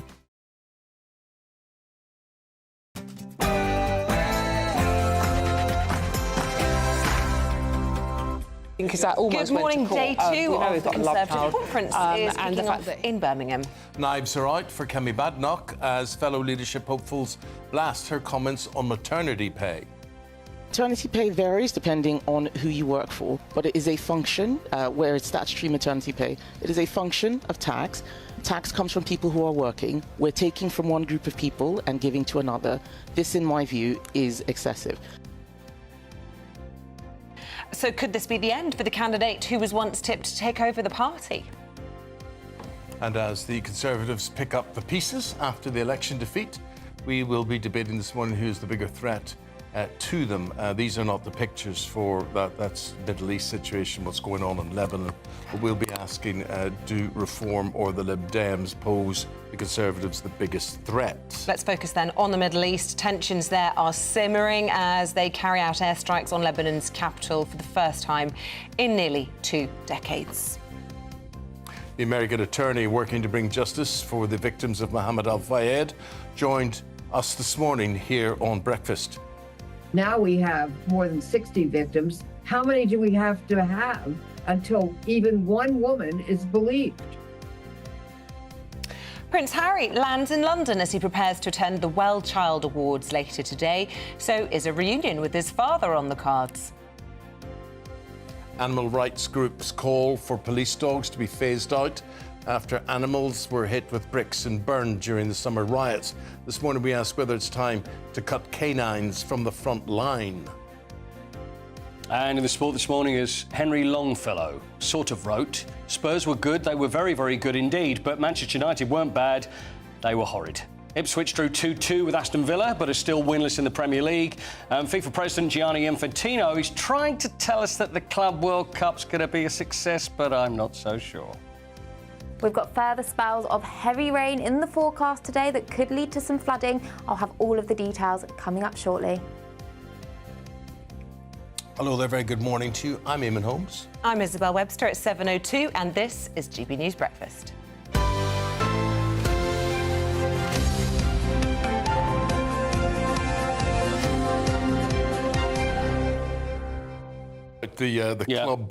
The Club World Cup. So this is different than England playing Italy or whatever. Yeah, 32 teams from around the world, clubs, will take part in this competition. So they're trying to do it like the World Cup. So Gianni Infantino, who's the president, you know, and he's the one that took the World Cup to Qatar, and it's all about his own legacy, etc. He's just trying to bring more money in. So it's a waste of time. It's a waste of time. Man, nobody wants to play in it. Nobody wants to go there. Yeah. Man City, Chelsea are the only people representing this country. It's nonsense. And how do they determine who represents the country? The word is coefficient, which I still haven't looked up, but it's all to do with things they've won in the past, over the past so many years, and it's a nonsense, is what it is. It's an absolute nonsense. Too many games. And the thing is, basically, football fans want to see their clubs that they support. Correct. I know where you're going. There's a certain amount of international football you can tolerate, and then a lot of it you think, don't care. The World Cup, every country watches their country play. Yeah. So everybody goes. If you have a Club World Cup, you're only from here going to have fans of Chelsea and Manchester City. Nobody else is going to care. End of. Don't care. There we go. Thank you very much. Thank you. Right. Well, let's turn our attention to the Conservative Party conference. Leave the ECHR or die. That's what leadership hopeful Robert Jenrick is going to be saying to the audience today. Well, infighting's been going on as well, dominated day one after Kemi Badenoch. Badenoch. I know, it's hard to retrain the brain to say Badenoch, isn't it? B-A-D. Badenoch. Bade. It's not bad. There's no bad in Badenoch. It is bad, and anyway, Badenoch. That's what, you've got to see it as B-A-D-E. Yeah. Bade. Yeah. Badenoch. Anyway. Anyway, she's in trouble. She's all over maternity leave. Let's talk to Olivia Utley about this and tell us what sort of difficulties she's in over all of this. Olivia. Well, Kemi Badenoch does seem to be in quite a bit of trouble here. She said yesterday in an interview with Times Radio that maternity pay had gone too far. She was asked by the political editor of Times Radio whether she thought that maternity pay in this country was too low, and she said actually she thought it had gone the other way. Now, she claims that she was misrepresented in that interview and that what she was talking about was the general regulations that businesses, and particularly small businesses, face, and that the problem that Britain is facing is that businesses simply aren't starting up because they are facing too much regulation from government telling them what to do, and perhaps one part of that could be they are forced to give a certain amount of maternity pay to women who are having children. But that's not at all how it came across. All three other leadership candidates immediately distanced themselves from her, and it's made the front pages of pretty much every newspaper today. This could prove to be a real problem for Kemi Badenoch. Already already Robert Jenrick is more popular than her among Conservative MPs. He's more popular than her among some sections of the Tory party electorate, and it could be that this is the sort of final nail in the coffin for Kemi Badenoch. Over the next couple of weeks, those 4 will be whittled down to 2, and it's possible that the sort of One Nation vote, the left of the Conservative Party, choose to back either James Cleverly or Tom Tugendhat. And if all of those votes get amalgamated into one camp, then we could see a situation in which Robert Jenrick and either Tom Tugendhat or James Cleverly make it to the final 2, and Kemi Badenoch is sidelined out altogether. Now, that's quite something for someone who 6 months ago I think most people would have predicted to be the leader of the Conservative Party. OK, Olivia, thanks very much indeed. We open that question out to our audience this morning, whether or not you think this is the undoing of Kemi Badenoch, or do you like that she speaks her mind and doesn't worry who she offends? Perhaps that's one of her strengths. Let us know, gbnews.com/your say. Lebanon is on the verge of humanitarian catastrophe. According to officials, they also warned almost 1 million Lebanese people have been displaced by the bombing from Israel. Well, it follows an Israeli attack in the centre of Beirut last night. That's the first strike within city limits. Now, in America, President Biden has stressed that an all-out war in the Middle East has to be avoided. Daily Telegraph correspondent Jotam Confino, and regular on this programme, joins us this morning from Israel. Good morning to you, Jotam. Look, this was a last-minute attempt by the US to try and stop this spreading into an all-out war. He's right, isn't it, that by bombarding and perhaps sending ground troops into Lebanon isn't going to suddenly make the north of Israel habitable for those 60,000 or so people who've been displaced. This isn't going to be the way to solve it, is he? I don't think Joe Biden is right about that. Unless Hezbollah all of a sudden wants to sit down and adhere to the UN Security Council Resolution 1701 that forbids them from being in southern Lebanon, I don't see what other option Israel has. Joe Biden is saying this because the last thing he wants is to be dragged into a war, not only with Hezbollah, but also with Iran. He doesn't disapprove of the objective of damaging Hezbollah. He was actually very happy that Nasrallah was killed, the leader of Hezbollah.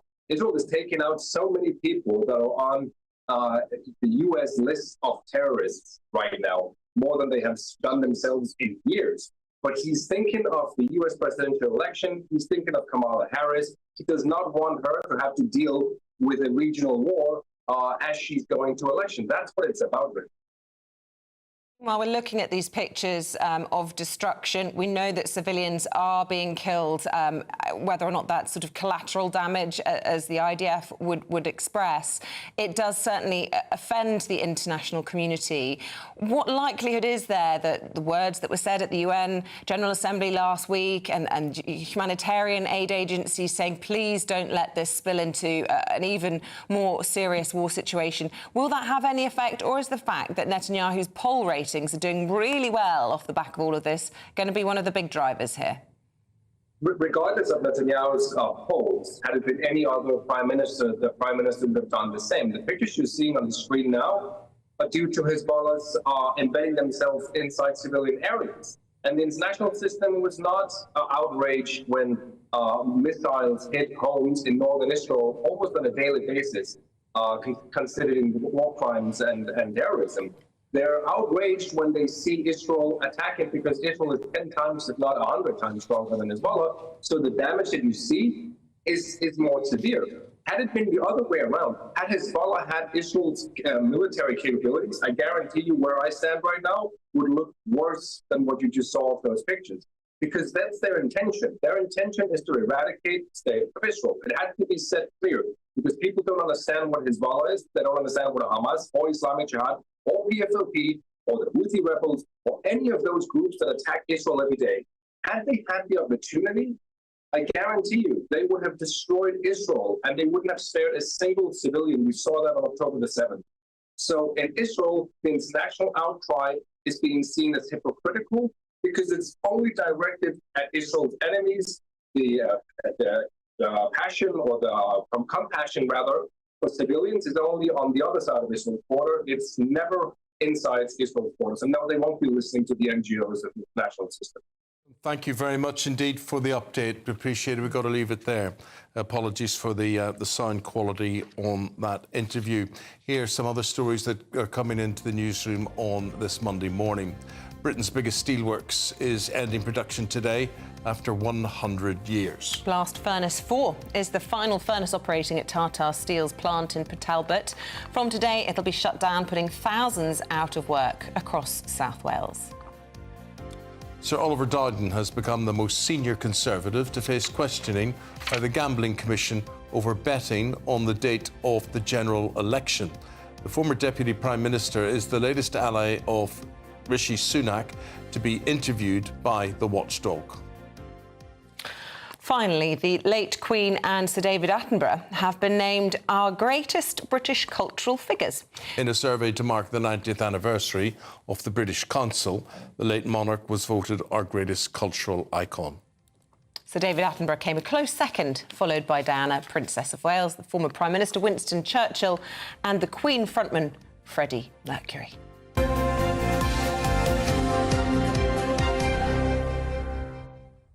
Let's take a look at the forecast. It was wet and windy first thing this morning. I hope it's improving. Catherine Chalk will tell us. A brighter outlook with Box Solar, sponsors of weather on GB News. Good morning, welcome to your GB News weather update from the Met Office. It's going to be an unsettled day out there today, but the rain should be clearing through Tuesday and then turning a little bit drier and brighter as the week progresses. So we have got heavy spells of rain and we have got some Met Office rain warnings in force, especially across northern parts of Wales into the Midlands and across parts of Lincolnshire as well, where we've already seen quite significant amounts of rainfall. So disruption is possible. Further towards the south, turning drier here, but still quite cloudy, and towards Scotland, still holding on to cloudy conditions and outbreaks of rain. Still breezy once again across the English Channel and towards East Anglia, and we still have heavy spells of rain continuing through Monday evening, so there could be some difficult driving conditions at rush hour with travel disruption and also some flooding. So heavy spells of rain continuing across the central swathe of the UK, perhaps turning a little bit drier across parts of Northern Ireland and into Scotland, but on the whole there is a lot of cloud around, still persisting through the night on Monday.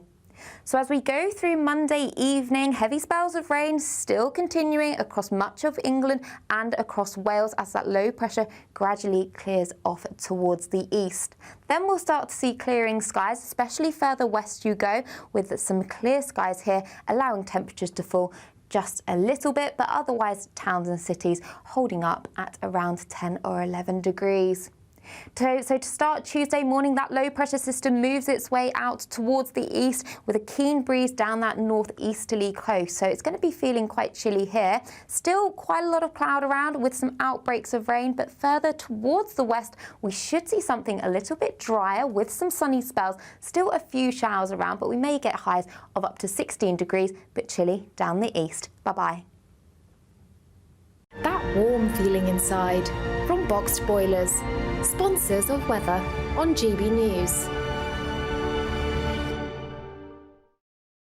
Well, I hope you get that warm feeling with the weather turning, the night's drawing in, and that means you still have plenty of time to grab an autumn cash boost of an incredible £36,000. Yeah, you might need it to heat your home this winter. Here's all the details of how it could be yours. And good luck. Absolutely. Coming up next, politics. Who is the biggest threat to the Conservatives? Is it the Lib Dems or is it Reform? OK, we're debating that next.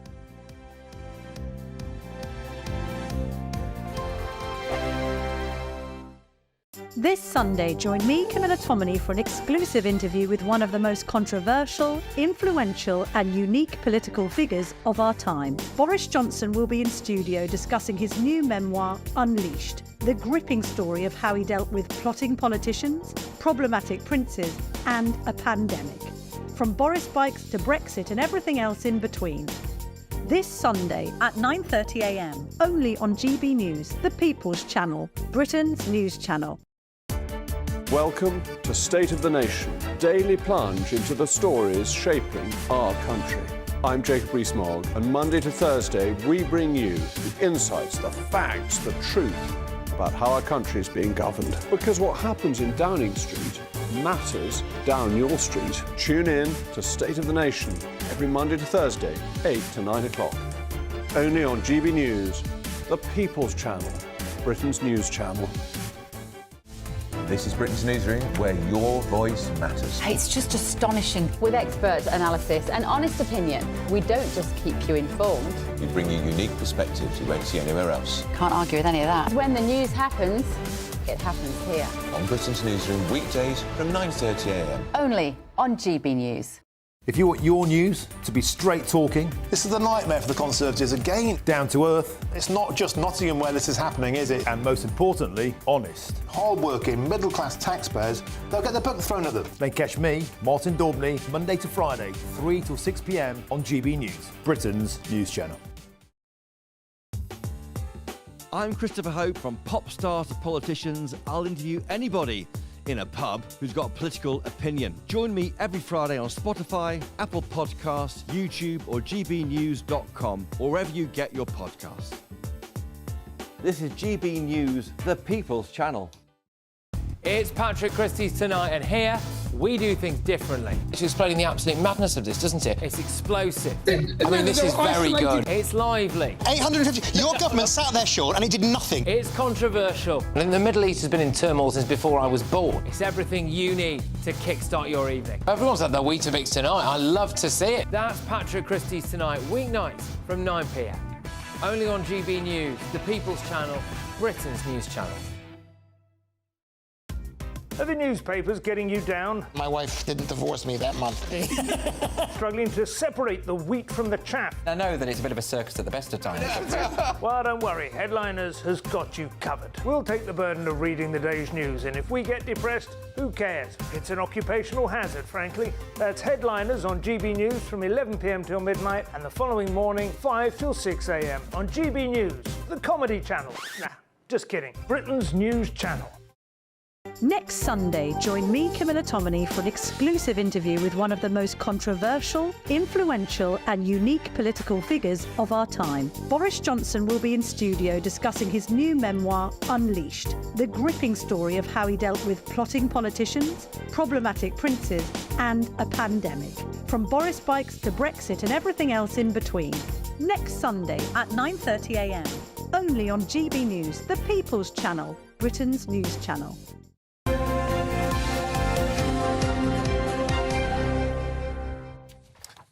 Kemi Badenoch, a lot of you having your say on her. She's the new Margaret Thatcher, says David. Make her the leader of the Conservatives and make her the leader now. Jim says, a bit like Suella before her, she might have just put her foot in it. Pity, as with a bit more care in choosing her words, she may have been emerging as the next Thatcher and a refreshing change from all the boring professional politicians. A lot of you reflect in that. A lot of you like the fact that she's a bit edgy and, of course, mainstream, that seems to go against her. Well, at the Conservative conference, and as it enters day 2, the parties faced accusations they're too fixated on reform. But are the Lib Dems an even larger threat after gaining a record 72 seats in the election?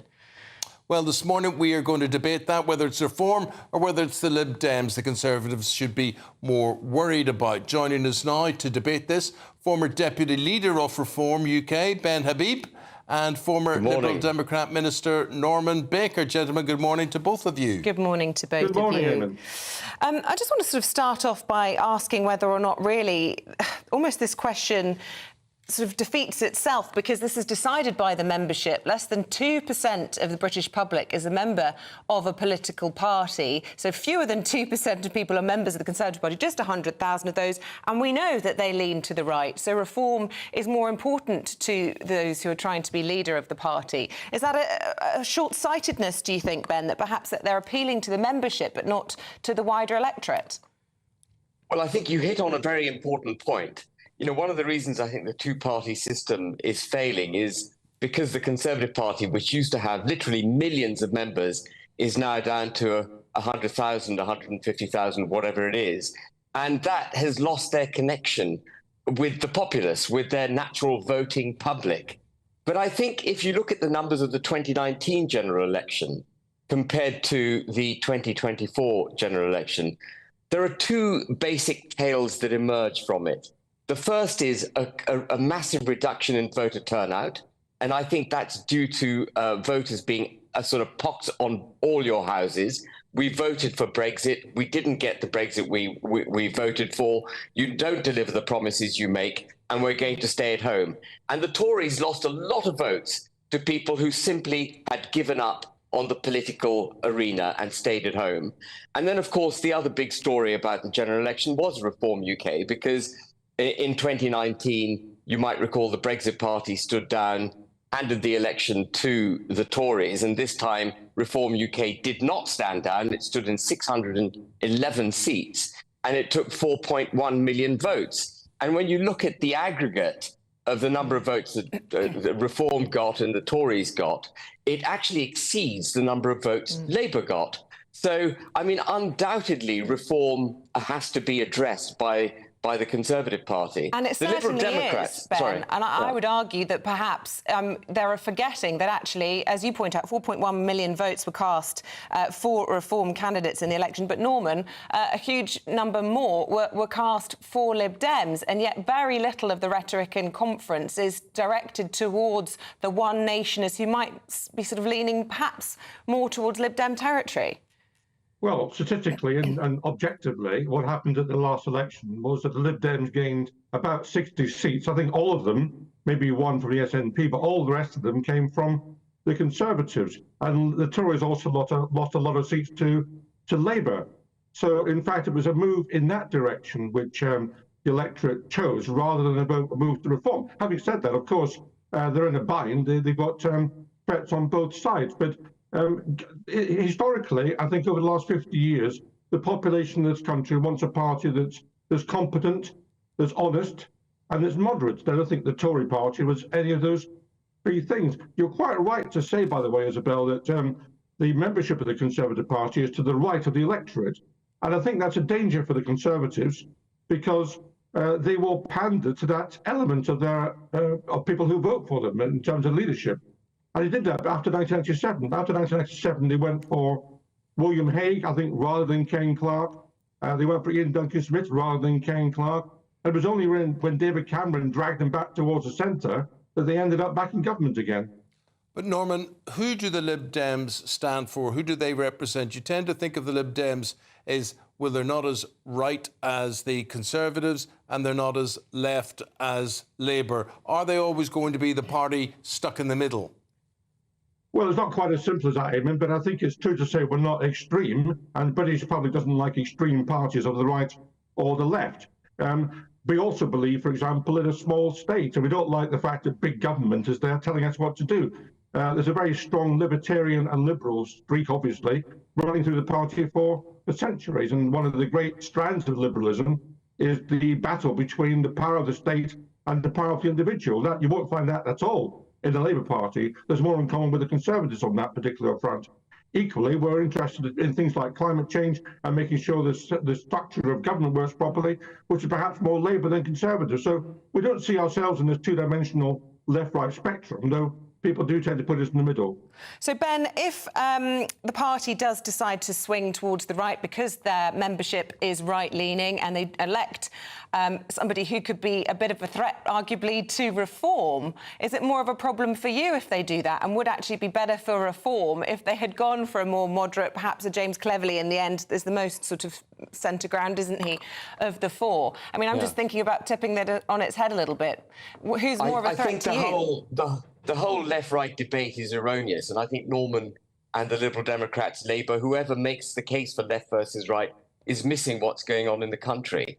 What's happening in the country, and what was shown in spades in 2019, was that the electorate want governments making policy for British national interests. The real schism in politics at the moment is between those who would govern us through global institutions, so, you know, with apparently the global prosperity more at heart than national prosperity, and those that would govern for national prosperity. And the vote in 2019 for Boris Johnson, which was a thumping victory for him, many more votes than Labour. But remember, Labour won this election on 9.7 million votes, 600,000 down from 2019. The story of this election was a pox on all your houses, because the nation wants national policies made for the national interest. The Liberal Democrats do not offer that.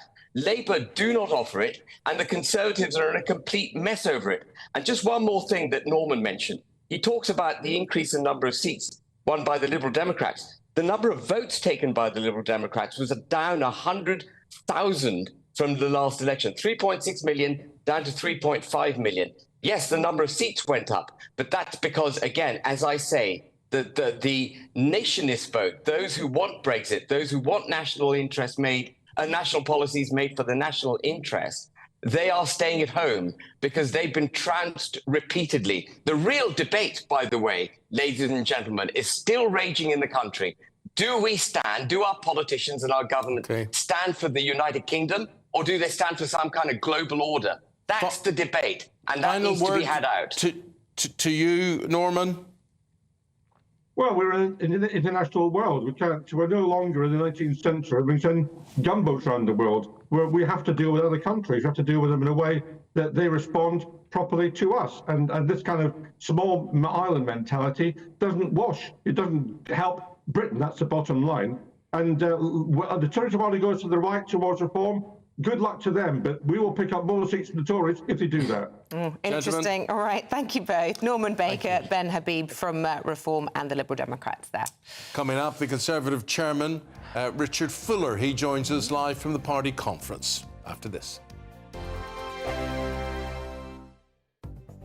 The latest GB News travel. Good morning, I'm Russell Holding. In Nottinghamshire, the A60 is closed each way along Mansfield Road in Ravenshead after an accident. In Leicestershire, the A50 is closed along High Cross Street in Leicester because of an unsafe building. Buses replaced trains between Shrewsbury and Birmingham New Street because of flooding. The A1M in Hertfordshire is closed northbound between junctions 4 and 6 near Welwyn Garden City after an accident. Diversions are in place with delays as you divert. On the M26 in Kent, it's taking nearly half an hour in queues approaching the M25 because of roadworks. And on the M23 in Surrey, the outside lanes closed northbound after an accident between junctions 9 and 8 from Gatwick Airport to the M25, with queues towards and past there. And that's the latest. You can stay up to date throughout the day by visiting our website, gbnews.com. Welcome to State of the Nation, daily plunge into the stories shaping our country. I'm Jacob Rees-Mogg, and Monday to Thursday we bring you the insights, the facts, the truth about how our country is being governed. Because what happens in Downing Street matters down your street. Tune in to State of the Nation every Monday to Thursday, 8 to 9 o'clock. Only on GB News, the People's Channel, Britain's news channel. This Sunday, join me, Camilla Tominey, for an exclusive interview with one of the most controversial, influential and unique political figures of our time. Boris Johnson will be in studio discussing his new memoir, Unleashed, the gripping story of how he dealt with plotting politicians, problematic princes and a pandemic. From Boris bikes to Brexit and everything else in between. This Sunday at 9:30 a.m, only on GB News, the People's Channel, Britain's news channel. Hi there, I'm Michelle Dewberry, and I'm going to take a second to tell you all about my show, Dubes & Co. We start off with the issues of the day. We then bring in both sides of the arguments. We get rid of the disrespect, and then you throw me into the mix. And trust me, I'll tell it exactly how it is. And then, of course, the magic ingredient, you at home. We mix it all together, and what have we got? In my opinion, the best debate show in town. Monday to Friday, 6 till 7 on GB News, Britain's news channel. Good afternoon, Britain. Your lunchtime update on the stories that matter across the UK. From breaking news and insightful analysis, inspiring stories and lively debates. You're comparing yourself to a former Prime Minister. Which is it? Stay informed, stay updated, stay entertained. I just don't know how anyone would not want to be there. Every weekday from midday, We are Good Afternoon Britain, only on GB News. Britain's news channel.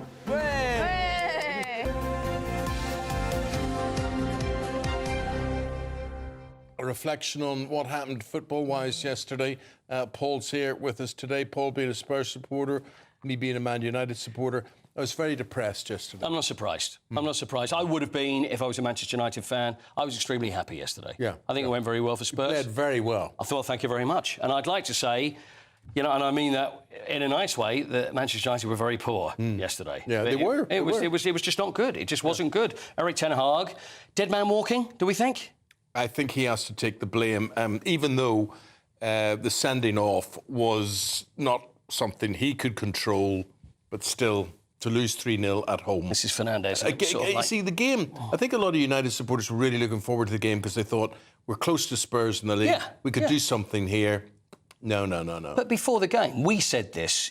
Both teams could win 3-0 or lose 3-0. You just don't know what you're going to get. Yeah. You just don't know what you're going to get. And I think, really, we both were were actually surprised with how it went. It could have been. We shouldn't lose 3-0 at home. Mate, it could have been 5 or 6. It could have been. I think Definitely, everybody agreed. Eric Ten Hag spoke yesterday. I don't know how you would explain it away. You can blame this, you can blame that, because you've got to be careful because your job's on the line. This is what he said after the game. In the first 30 minutes, that is below the level what we can expect from a Man United team. It's clear and obvious that we are very disappointed when you concede again a goal like this. It shouldn't happen, and especially when you address it so loud and clear. Well, he's not happy, but it's not surprising, really. The first goal went in very early. There could have been more. There could have been a lot more. Gary Neville was just saying what a disgraceful a performance it was. Something has to give at Old Trafford. Yeah. And I think it's probably him. OK, well done, Ipswich, getting another point. They did. Stops Villa going top of the league. What about this Club World Cup? Club World Cup, OK. Gianni Infantino, who is the president of FIFA, his latest idea is a Club World Cup, 32 clubs from around the world, and it includes Saudi Arabia, Australia, you name it, everybody. Yeah. He thinks it's going to be like the World Cup, but it's not, because there's the key word, Saudi Arabia. Yeah. Right, so it's all about money. Of course it is. It's not really about clubs involved in this. It's about the egos of these guys who run FIFA. Yeah, and it's about thinking, what if I invent something? I'll make it a Club World Cup. That will be... I will be known for that. That will be my legacy. This is... And it will go on forever. And Qatar, I mean, do we need to say any more with the World Cup being there? It just doesn't make sense. He's been going... I mean, just... If you want to hear... Well, listen, this is what he had to say about it. It's BS, you know it is. Let's listen to it. We need occasions to bring people together from all over the world. We will do that with the Club World Cup next year, 32 best clubs from Africa, Asia, South America, North America and Europe and Oceania, and 48 countries in the National Team World Cup 1 year later. Bringing people together, bringing fans together. We'll have 5 to 10 million people minimum who will come to these countries and to celebrate in peace football. That's what we need.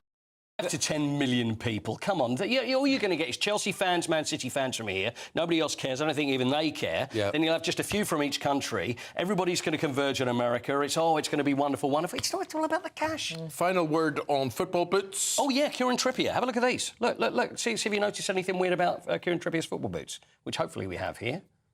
There we go. Look. Oh, dear. He put them on. Is he colourblind? One Adidas. You sure that's not two people? That's one person. There's one Adidas, one Puma. So I don't know, there was a thing back in the 60s, they had a boot fairy. What they used to do is they used to leave their boots outside their hotel rooms back in 66, and then you would get people from Adidas or Puma would get there first. They put about 50 quid in the boot, and then what they would do is actually paint the boot, and then either put the 3 stripes of Adidas on or the 1 stripe of Puma, and then whoever got there first, they would put the money, and that looked like they were the boots they were wearing. Does that make sense? No. I'll have another go at it. Okay, It kind of does. But 50 quid in a shoe sounds fabulous. I don't care what it is. Just put 50 quid in my shoe. Fine by me, but I'll at explain least it much in more detail. Okay, we look forward to that, Coity. Thanks very much indeed. We interrupt that and we say good morning to the Conservative Party chairman who joins us from Conservative Party conference. That is, of course, Richard Fuller. Good morning. Great to see you. You made your big speech yesterday and you started off by apologising to members for self-serving and self-indulgent and factional MPs. And then by the end of the day, the 4 candidates who want to be leaders of the party were turning on each other again. Well, I don't see that parallel. There's nothing wrong with candidates saying where they have differences of opinion about policy. I think the point I was trying to make was that as we start our review into the general election, we have to recognise that the parliamentary party in the period from 2019 to 2024 was not fully focused on delivering on the public's objectives, and we did look, as I said, self-serving and divided, and that harmed our competence. I mean, there's people commenting on what Kemi Badenoch said in relation to maternity care. People among the 3 males who want to be leader along with her, they've accused her of picking a fight with new mothers, saying her comments showed why she was simply not up to the job. And Robert Jenrick's team have been described as deliberately misrepresenting her by Kemi Badenoch's team. So you can see that they are at factions there. And I know that you personally wanted to see a leadership contest that didn't have blue on blue in this way. Yes, and I think that each campaign has got to lay out what they see is their vision for the future. I would just caution each of the campaigns that what I'm hearing from members of the Conservative Party here is that they want to make sure that whoever is chosen as leader, all the other candidates get behind and support. They're going to inherit a party that has gone through a very difficult election, and they've got to galvanise the 121 members of Parliament for the Conservative Party into a single team, and then incite and inspire the Conservative activists across the country. And making sure that they're positive about their approach is actually the way I think that's the best strategy for them to win. Can we talk about this issue, though, of maternity pay? Because it has made the headlines of pretty much all of the papers this morning. Do you think that maternity pay is excessive? Well, I think not to start a discussion about a topic that wasn't the topic, as Ms. Badenoch has said, she wasn't making a point about maternity pay. She was making a point more about business regulations. And, you know, the Conservative Party was the party that brought in statutory maternity pay. So, no, I don't think it's excessive. And I think if you talk to organisations like CBI, they'd say exactly the same thing. And Ms. Badenoch has said that she is being misrepresented in what she said, and she was talking about, as you say, business regulation. But I don't really understand. But the question that she was asked was, do you think that maternity pay is excessive? And her response was in relation to that direct question. I don't understand how she can wriggle out of this. Well, I don't know the details of Ms. Badenoch's interview, and I don't want to get into a commentary about each of the campaigns at each time when they say something that has interest for the media. I would just make the broader point that when it comes to regulations on our businesses, particularly our small businesses, that is a current issue. We are worried. People are worried about what the Labour government may do in terms of introducing new employment rights from day one, what impact that will have on small businesses and their willingness to take on new employees. Oliver Dowden has become the most senior Conservative to be questioned by the Gambling Commission in relation to election day betting. Any comments that you want to make about that? Well, I think this is from before the election Mr. Dowden was interviewed, so this is something that happened many, many months ago. Okay, but I mean, he's very senior, high up in the government, or at least he was before the election. Do you think that that's one of the reasons, perhaps, that you were so unsuccessful, the biggest Tory defeat back in July, because there was this sense that people at the very top of government were self-serving, as you set out in your speech yesterday? Well, I don't think there's any a sense or implication that Mr. Dowden was doing anything wrong. I think it's quite natural for the Gambling Commission, because they want to do, quite rightly, a thorough inquiry about this, that they would talk to people who were at the highest levels of the party, as you say, before the election. I think that's the context in which Mr. Dowden was interviewed, not because there was any sense of wrongdoing. In fact, I think it's been explicitly stated there's no sense of any wrongdoing. It's just to get his perspectives as a senior member of the Conservative Party at that time. Just a few moments ago, we were interviewing Ben Habib and Norman Baker about who was a bigger threat to the Conservatives, the Lib Dems or Reform. What's your own view on that? Well, I think the Conservative Party needs to do its own work and to get back to inspiring the vast majority of the country voters who have small c conservative ideas. For nearly 200 years, the Conservative Party has been their default choice to lead the country. That's a trust that we have earned, and it's a trust we now need to re-earn. And that's why the review that I announced yesterday is going to be one of the most thoroughgoing reviews that we have had. And one of the points I want to make clear is that whoever wants to become a Conservative member of Parliament has to hold to their heart the 7 Nolan principles of public office, to internalise those and behave in a way where when we go and put our little X in a box to say we want to put that person in as our local member of Parliament, that's a trust the public are giving to that person. And part of that trust is that MP then behaves with integrity, with honesty and accountability to their electorate. Really answer the question, but we have to leave it there. I'm no clearer about who you think is a bigger threat, but I accept your point on all of that. Thanks very much for your time. Chairman of the Conservative Party, Richard Fuller, speaking to us from Tory conference this morning. Dawn Neeson, Chris Sakabusi, they've got the papers and what's getting people talking this morning after this.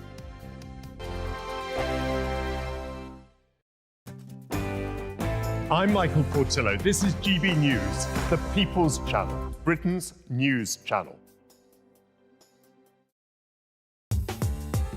I'm Christopher Hope. From pop stars to politicians, I'll interview anybody in a pub who's got a political opinion. Join me every Friday on Spotify, Apple Podcasts, YouTube or gbnews.com, or wherever you get your podcasts.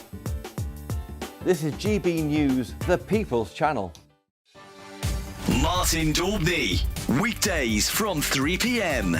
Well, the first thing on in my mind when I heard about this is, what has this country come to when we're talking about getting kids as young as 6 years old to be jabbed weekly or however often it is because they are too fat? Where are the parents in all of this? There's 3 things actually here that are important. Number one is we do not know the long-term consequences of these jabs. So if I had a child and I was going to let them have the jab, I would be feeling like I'm treating them like a lab rat, to be quite honest with you, because we don't know the long-term consequences. Secondly, the manufacturers are clear that some of the potential side effects can be very serious. We're talking about potentially pancreatitis, let's get my word out, and also it lists as a potential side effect thyroid cancer. Arguably, it's called the gamble jab, to be honest with you, because of these potential side effects at the moment. And then thirdly, I come back to the parents. Where are the parents in all of this? Because they are the role models. So it really is about parenting, and it's about parenting from being a role model yourself in terms of being slim and healthy and not expecting a jab to take your place and other people to take your place. If you have children, they are your responsibility. Think before you breed. The other thing you need to remember with this is when you stop taking that jab, it is highly likely that you're going to put all the weight back on. Now, the thought of a child of 6 years of age, starting with that jab, conditioning them mentally to live with that jab, as far as I'm concerned, is absolutely not on. GB News, the People's Channel.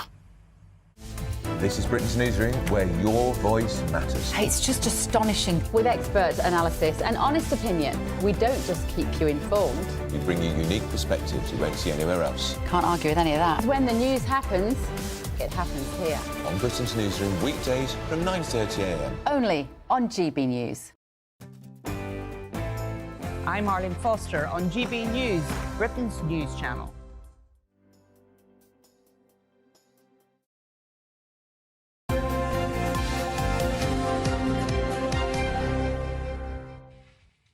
It's 7:45, time to look at what's making the news this morning in the company of Chris Akabusi and Dawn Newsom. Good morning, welcome Incidentally, back. you can also listen to us on your radio. Listen to us on the radio. Yes, take us with you wherever you go. Dawn, let's talk about Boris Johnson, shall we? Oh, yes. He's coming on the channel at the weekend. Camilla Tominey's going to put him through his paces. We're very much looking forward to that. And extracts of his memoir are being serialised in the Mail. We heard about his possible invasion of the Netherlands. Invasion of the Netherlands over the to weekend. Get our vaccine. We've also heard how... Now, what's he talking about? Well, also how, you know, what the Queen said to him, how he tried to persuade Harry to stay. And now we're on to the French. Boris and Macron wanted punishment beating for Britain over Brexit. Basically, he's accusing Macron of weaponising the small boats crisis because he was angry at Brexit. And, you know, you think, actually, it kind of makes sense because we keep paying the French an awful lot of money and the small boats still keep coming. But it's like, it's fairly incendiary, isn't it? It's prepared to turn a blind eye to the people smuggling gangs plying their evil trade across the Channel in order to undermine the UK's efforts to make a sex of life outside the EU. You can sort of understand it, but the other story as well is Cameron threatened to mess me up forever. I'm not using the words Boris uses, if he backed Brexit. So it's really, it's page after page of humdingers, isn't it? Just throwing everybody under the bus, basically. Well, I'm glad to see it because that's what everyday life is. Yeah. Everyday life, people speak to each other like that and whatever. And, of course, it's all sanitised when you get to television and radio interviews and things like that. So there we go. And also it'll prove that Boris was just such a loose cannon. Yes. But he does also famously have a sort of loose relationship with the truth. He was found to have misled Parliament, etc. He is actually so a whether or not politician. you can believe this memoir of the century, we leave that to our very intelligent audience. As a former newspaper editor, I just want to give a shout-out to the editor of the Daily Mail who put this page one together. As you can see, a completely unrelated story at the top there, one of their Here's feature why stories. I left my wife for my mistress, next to a picture of Boris Johnson. Very clever. Very clever. Pure coincidence, I'm sure.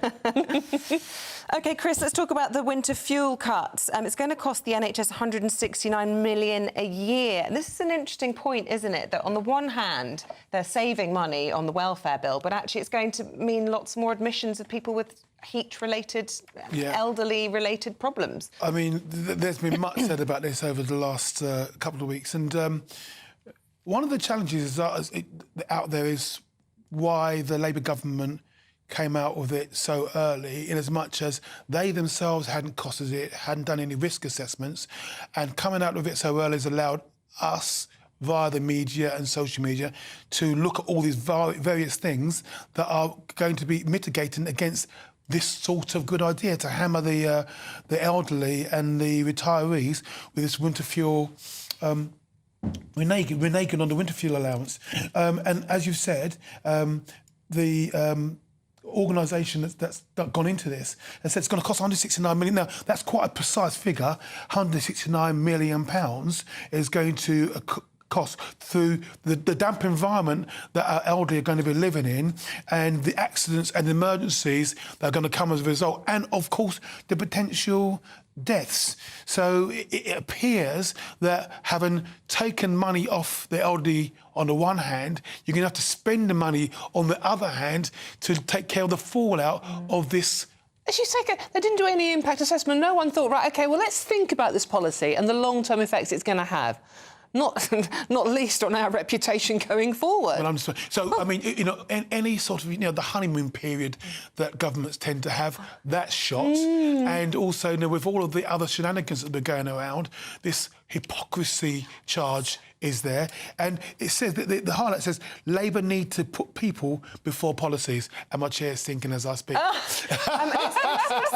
Keir Starmer's personal popularity is lower than Rishi Sunak, who just had the biggest electoral defeat for the Conservative Party in history. Yeah, it's completely 3 months in. It's completely understandable because, I mean, it's like, you know, it's not even about the freebies and what freebies you talk, although with the football thing, I mean, you know, conflict of interest, etc., etc.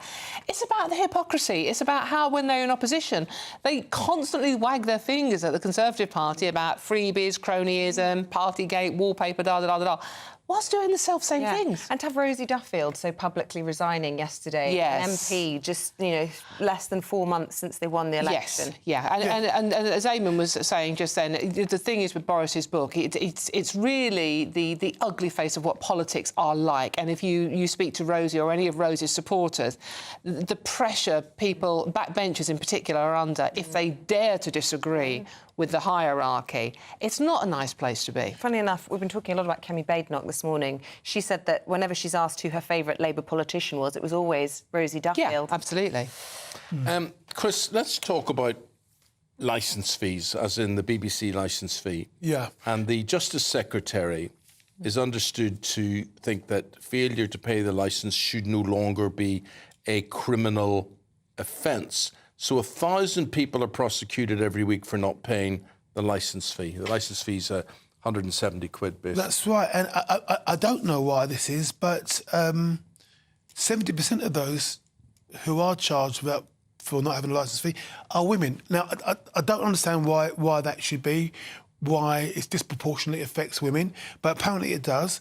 And 1/3 of female convictions in our land is people who haven't paid their licence fees. So, the article is saying that it's unfair on women. They need to look at this. The cost should be borne by the BBC as opposed to the taxpayer.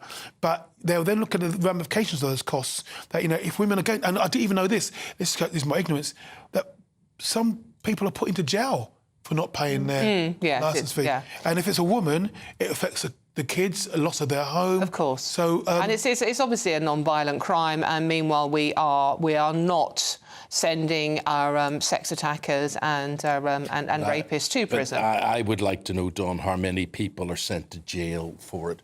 The possibility exists, but whether it actually happens or not, I don't know.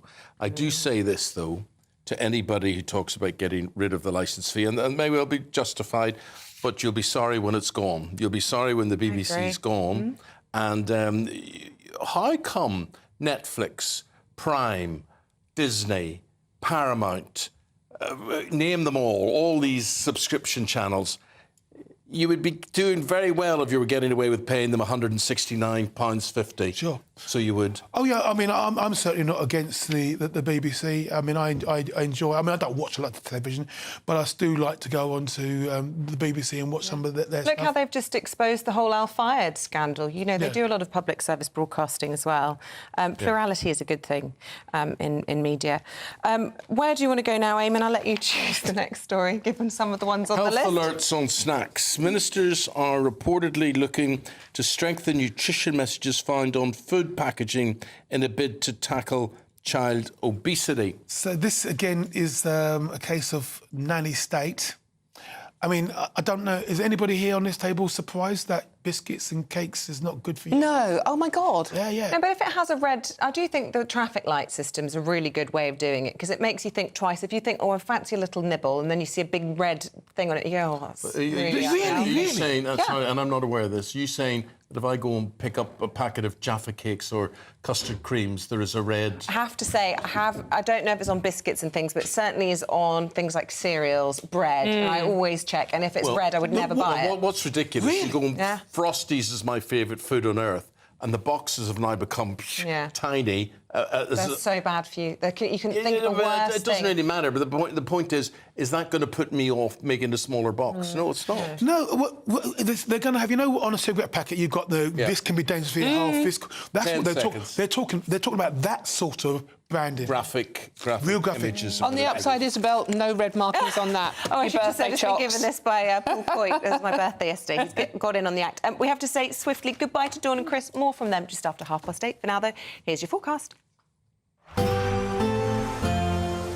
That warm feeling inside from Boxed Boilers, sponsors of weather on GB News. Good morning. Welcome to your GB News weather update from the Met Office. It's going to be an unsettled day out there today, but the rain should be clearing through Tuesday and then turning a little bit drier and brighter as the week progresses. So we have got heavy spells of rain and we have got some Met Office rain warnings in force, especially across northern parts of Wales into the Midlands and across parts of Lincolnshire as well, where we've already seen quite significant amounts of rainfall. So disruption is possible. Further towards the south, turning drier here, but still quite cloudy, and towards Scotland, still holding on to cloudy conditions and outbreaks of rain. Still breezy once again across the English Channel and towards East Anglia, and we still have heavy spells of rain continuing through Monday evening, so there could be some difficult driving conditions at rush hour with travel disruption and also some flooding. So heavy spells of rain continuing across the central swathe of the UK, perhaps turning a little bit drier across parts of Northern Ireland and into Scotland, but on the whole there is a lot of cloud around still persisting through the night on Monday. So as we go through Monday evening, heavy spells of rain still continuing across much of England and across Wales as that low pressure gradually clears off towards the east. Then we'll start to see clearing skies, especially further west you go, with some clear skies here, allowing temperatures to fall just a little bit, but otherwise towns and cities holding up at around 10 or 11 degrees. So to start Tuesday morning, that low pressure system moves its way out towards the east with a keen breeze down that northeasterly coast. So it's going to be feeling quite chilly here. Still quite a lot of cloud around with some outbreaks of rain, but further towards the west, we should see something a little bit drier with some sunny spells. Still a few showers around, but we may get highs of up to 16 degrees, but chilly down the east. Bye-bye.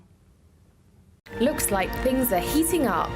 Boxed boilers, sponsors of weather on GB News.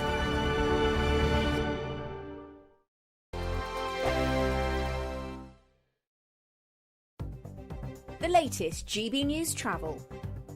Good morning, I'm Russell Holding. The M60 in Greater Manchester is partly blocked clockwise by an accident between junctions 23 and 24 from Ashton-under-Lyne to Denton Island, causing queues. In Nottinghamshire, the A60 is closed each way along Mansfield Road at Ravenshead after an accident. In Leicestershire, the A50 is closed along High Cross Street in Leicester because of an unsafe building. Buses replaced trains between Shrewsbury and Birmingham New Street because of flooding. The A1M in Hertfordshire is closed northbound between junctions 4 and 6 near Welwyn Garden City after an accident causing delays. In Essex, the A12 is blocked southbound by an accident between junctions 22 and 21 at Whittam, causing long delays heading away from Colchester towards Chelmsford. On the M26 in Kent, it's taking 20 minutes in westbound queues approaching the M25 because of roadworks. And on the M23 in Surrey, the outside lanes closed northbound after an accident between junctions 9 and 8 from Gatwick Airport to the M25, causing queues. You can stay up to date throughout the day by visiting our website, gbnews.com.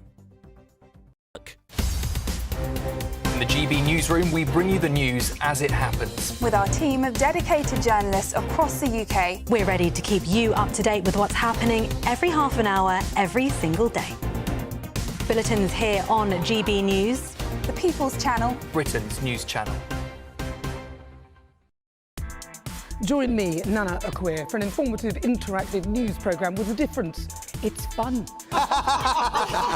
No, he didn't say that, though.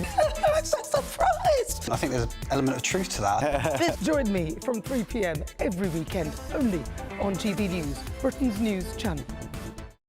If you want your news to be straight talking... This is the nightmare for the Conservatives again. Down to earth. It's not just Nottingham where this is happening, is it? And most importantly, honest. Hard-working, middle-class taxpayers, they'll get their book thrown at them. Then catch me, Martin Daubney, Monday to Friday, 3 till 6 p.m. on GB News, Britain's news channel.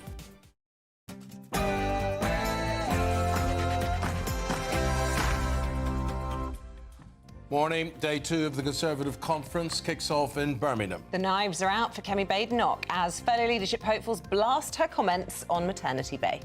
Maternity pay varies depending on who you work for, but it is a function, where it's statutory maternity pay. It is a function of tax. Tax comes from people who are working. We're taking from one group of people and giving to another. This, in my view, is excessive.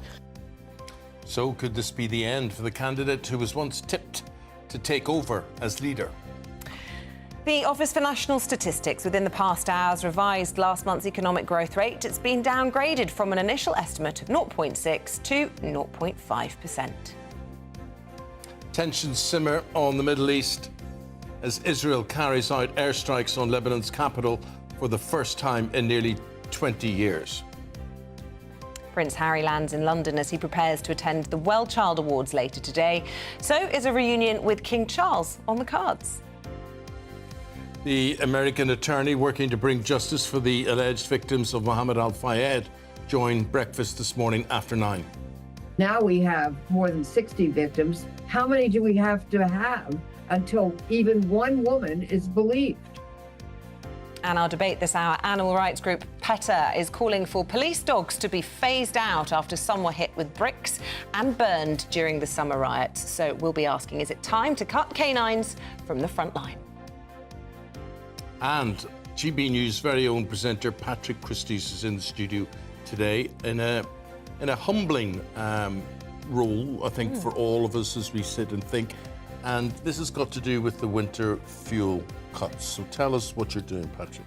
Yeah, just quickly. So pensioners have lost the winter fuel payments, council taxes going up, the energy price cap is going up. We know that initial estimates said that around 400,000 of them will be struggling, 262,000 will be in massive trouble with the NHS. It will cost lives. So I'm doing a fundraiser, try and raise money for Friends of the Elderly. People can go to justgiving.com/page/save our seniors. We're nearly at 200 grand, and I'm going to be showing you what I'm going to be living off food-wise this week to try to raise a bit of awareness. That's it. That is your lot for this week. This is it. I've got to live off a food budget of just under £15 this week, because one pensioner that I spoke to called Sue, lovely Sue, she has to live off around £15 a week for food, so I thought I'd show a bit of solidarity there.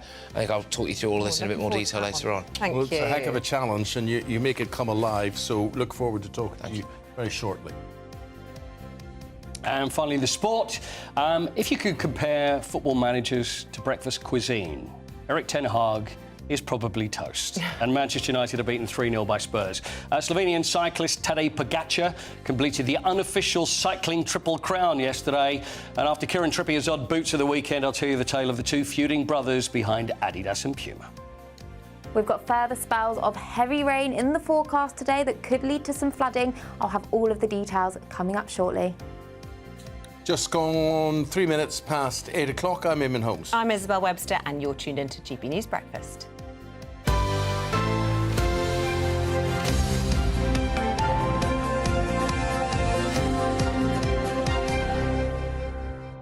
Shortly, we're going to talk about infighting at the Conservative Party conference, but I'm sure there's a lot of infighting going on at Old Trafford today after that appalling result against Spurs yesterday. I know, and there's the Spurs fan with two Manchester United fans sitting here. Well, obviously, he's a Spurs fan as well. Definitely. So, honestly, Erik ten Hag is saying that he doesn't fear the sack. It's probably a good thing, because I think it's coming. It's just how long and who's going to replace him. Here is the thing, and Patrick, I'd be interested in your view on this too. He doesn't fear the sack, but I wouldn't fear the sack if I was being paid £5 million payoff a year or whatever, for whatever's remaining in his contract, and he's just signed a new one. It's nice work if you can get it, isn't it? Be a football manager for a bit, get sacked, buy the villa in Lake Como. It's the only job. Isn't it the only job in the world where you get fired for being incompetent and you will then get paid off you get benefit. for the rest of it? It's unbelievable. And it really stands out against the story that you're doing about the living on 15 quid a week. The indecency of any footballer, I don't care who it is, what they are paid, I mean, particularly these managers, absolutely incredible. It's when they throw the toys out the pram as well, and you see them saying, I'm not satisfied with what the manager's doing, and then they're trousering the best part of 200 grand a week. You think, I would put up with literally anything for £200,000 a week. I would. I never blame the players. I never blame the managers. It's the ones that are paying them. If they can get away with it, then good luck to them. Take as much as you can. Throw your toys out the pram. Have a lovely time. They can sell this game anywhere around the world. Yeah. It is such a money spinner, isn't it? Of course it is. Of course it is. And that's when we talk about the FIFA Club World Cup that's coming on. It's just all about the money. All about the money. Money. Well, it's all about the money at Conservative Party conference as well. Infighting dominated day one of conference in Birmingham after comments that were made by leadership hopeful Kemi Badenoch. She's faced something of a backlash after suggesting that maternity pay has gone too far. I'll just point out it's 44% of the minimum wage. OK, well, the Shadow Housing Secretary later rode back even on her comments. Who rows back on anything? Gently down the stream. Oh, gently down, just merrily. Without a paddle. Anyway, this is what she said. Statutory maternity pay. It is a function of tax. Tax comes from people who are working. We're taking from one group of people and giving to another. This, in my view, is excessive. Businesses are closing because they say that the burden of regulation is too high. So maternity pay is excessive? I think it's gone too far the other way in terms of general business regulation. OK. But does all of that become too little, too late? And can Badenoch's campaign come back from this, or is it all over? Let's get the thoughts of Olivia Utley, who is live for us in Birmingham, where you were saying a little bit earlier, the atmosphere is actually, well, has it been affected, do you think, by this row? We spoke to the party chairman in the last hour, and he was, it started off yesterday by apologising for these MPs who'd been sort of factional, but this has divided them once again. Well, it absolutely has. Kemi Badenoch just a few months ago was very much seen as the favoured next Tory leader, but she's struggled a bit over this campaign. She took most of August off altogether, which lots of her supporters were a little bit surprised and sceptical about. And now these comments have landed her in really quite a lot of controversy. She said that statutory maternity pay has gone too far. She said it was, as you heard there, about tax one group of people having to pay money to another. That doesn't really make sense. You only get paid statutory maternity pay if you are a working person paying tax yourself. Kemi Badenoch then tried to sort of row back on these comments by claiming that she'd been misrepresented and that she didn't say that maternity pay was excessive. But as you heard in that clip there, that's quite a tricky argument to make. And what she did say was that statutory maternity pay was excessive. All three other Tory leadership hopefuls have distanced themselves from Kemi Badenoch, and she is now facing a bit of a backlash from party members too, particularly because these comments were all over the front of newspapers and, as you say, have really dominated the first day of the Conservative Party conference.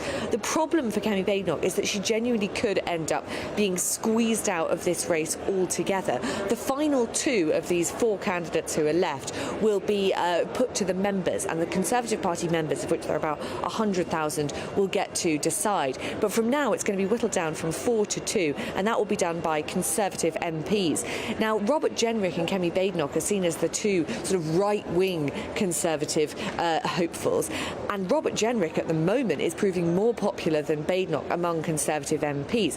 Kemi Badenoch is coming second, but we could end up very easily in a situation where the James Cleverly and Tom Tugendhat vote all fold into one. Those two men are quite similar. They're from a similar wing of the party, the sort of One Nation. I'm a bit broad brush here, but slightly more left of the party angle. Now, if those two camps amalgamate together, either by design or it just happens over the next week or so, then you could see a situation where Kemi Badenoch isn't even on the final two for the ballot paper, and the situation over the last couple of days won't have helped matters for her.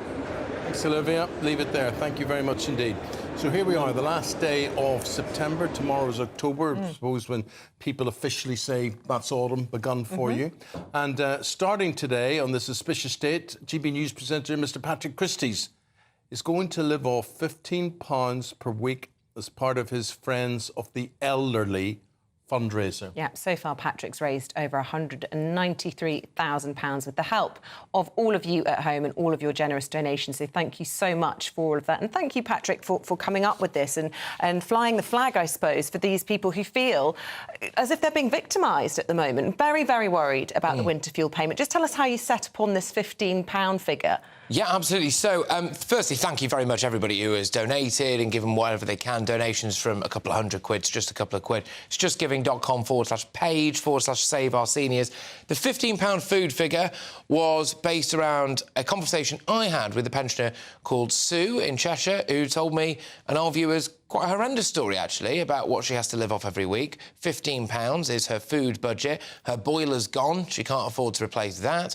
She's worried about whether or not she can afford to even put an electric blanket on. It is this, frankly, tale of woe, really. And she is essentially too proud to actually officially ask for help. We had to really convince her to come on and tell her story so that she thought, you know, she would do it so that she could help others, really. That's why she did it. So I thought, well, you know, it's not absolutely freezing yet. There's things I'm going to do as it gets colder and as winter proper kicks on. So I'll do a few bits and bobs there that might be more physically demanding to raise a bit of money.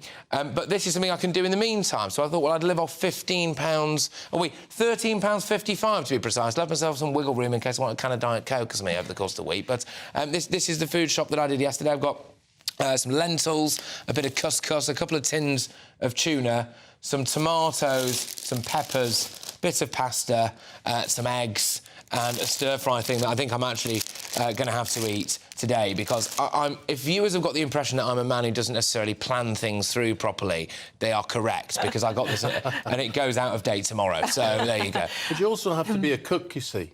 Well, you know, to put something together there. I mean, have you got recipes in your head? Have you got ideas? No. I just thought what I'd do is... look, I can... So my plan is this, not have breakfast. So don't have breakfast. Yeah. By the way, I'm not recommending this to anybody. Don't have breakfast. Have my first meal maybe around 1 or 2 p.m. And then, because I do an evening show, actually, quite often I can kind of live off coffee for a while, which we do get free in the office, so, you know, that is a help. And then maybe when I get home, kind of eat a bowl of lentils and a bit of tomato. Hard-boiled eggs are very filling. They might send you on your way. But, you know, you talk about doing more physically demanding challenges as winter goes on. This will be physically demanding on you. And I know our viewers have seen you losing lots of weight before. I'll put it to you, you're going to lose some weight this week. Well, I hope so. I think my wife will be hoping so as well. But yeah, this is something that I just thought, look, people are losing the winter fuel payments, but and that is horrendous. I mean, you know, own studies by certain political parties have revealed that there's going to be an expected loss of life as a result, that people could lose their lives. You also had to, I think you were covering a story earlier on, 262,000 pensioners, I think, now going to be in dire need of the NHS. But you also had the fuel, the price cap has gone up, so bills are going up anyway. The council tax, it only ever goes up. So that'll kick in as well. Food prices, they're not going down. So there's all of these different things that pensioners now going to have to But what pay the you've burden on. done, which is really, really important, is we can quote figures back and forward. Politicians can quote figures, but you're visualising what we're talking about. You're actually making people stop and saying, what does that mean? That's all we've got. That's for the whole week. This is the whole week. And the other aspect to this is, yesterday, I got up, walked about half a mile to the shop, got my shopping, carried a bag, walked home. Now, a lot of pensioners can't even do that. A lot of pensioners can't do that. And, you know, that's something that, as well, a lot of people take for granted, just being able to walk and buy and carry shopping. They would have to pay for delivery. So that adds to a cost. And this is the thing. So if what Friends of the Elderly do, this wonderful charity, is that they give grants to elderly people who are struggling to make ends meet. So they will help them pay directly for utility bills. They'll also help take them to dentist appointments, doctor's appointments, they'll provide transport, white goods, things like food as well. Now, the reason why I'm hoping to raise £260,000, and again, that fundraiser there is justgiving.com/page/save our seniors, is because that's the amount of money they gave away in grants last year. So we could conceivably cover them for a year, plus whatever else they get. So that's great, right? So if we can hit that target, that would be really, really great, I think. And it would actually save lives. It would genuinely save lives. You know, there's things... I mean, you were saying there that it's not actually winter yet, it's not actually really cold yet or whatever. But I've got huge mobility issues. Basically, I can't bend down to where my toes would be. Now, I have a gas fire. And to get to the gas fire, I'd have to get that low. And I simply can't do it. I have had fires in the past where buttons have been high up the wall and you can press them there. Brilliant.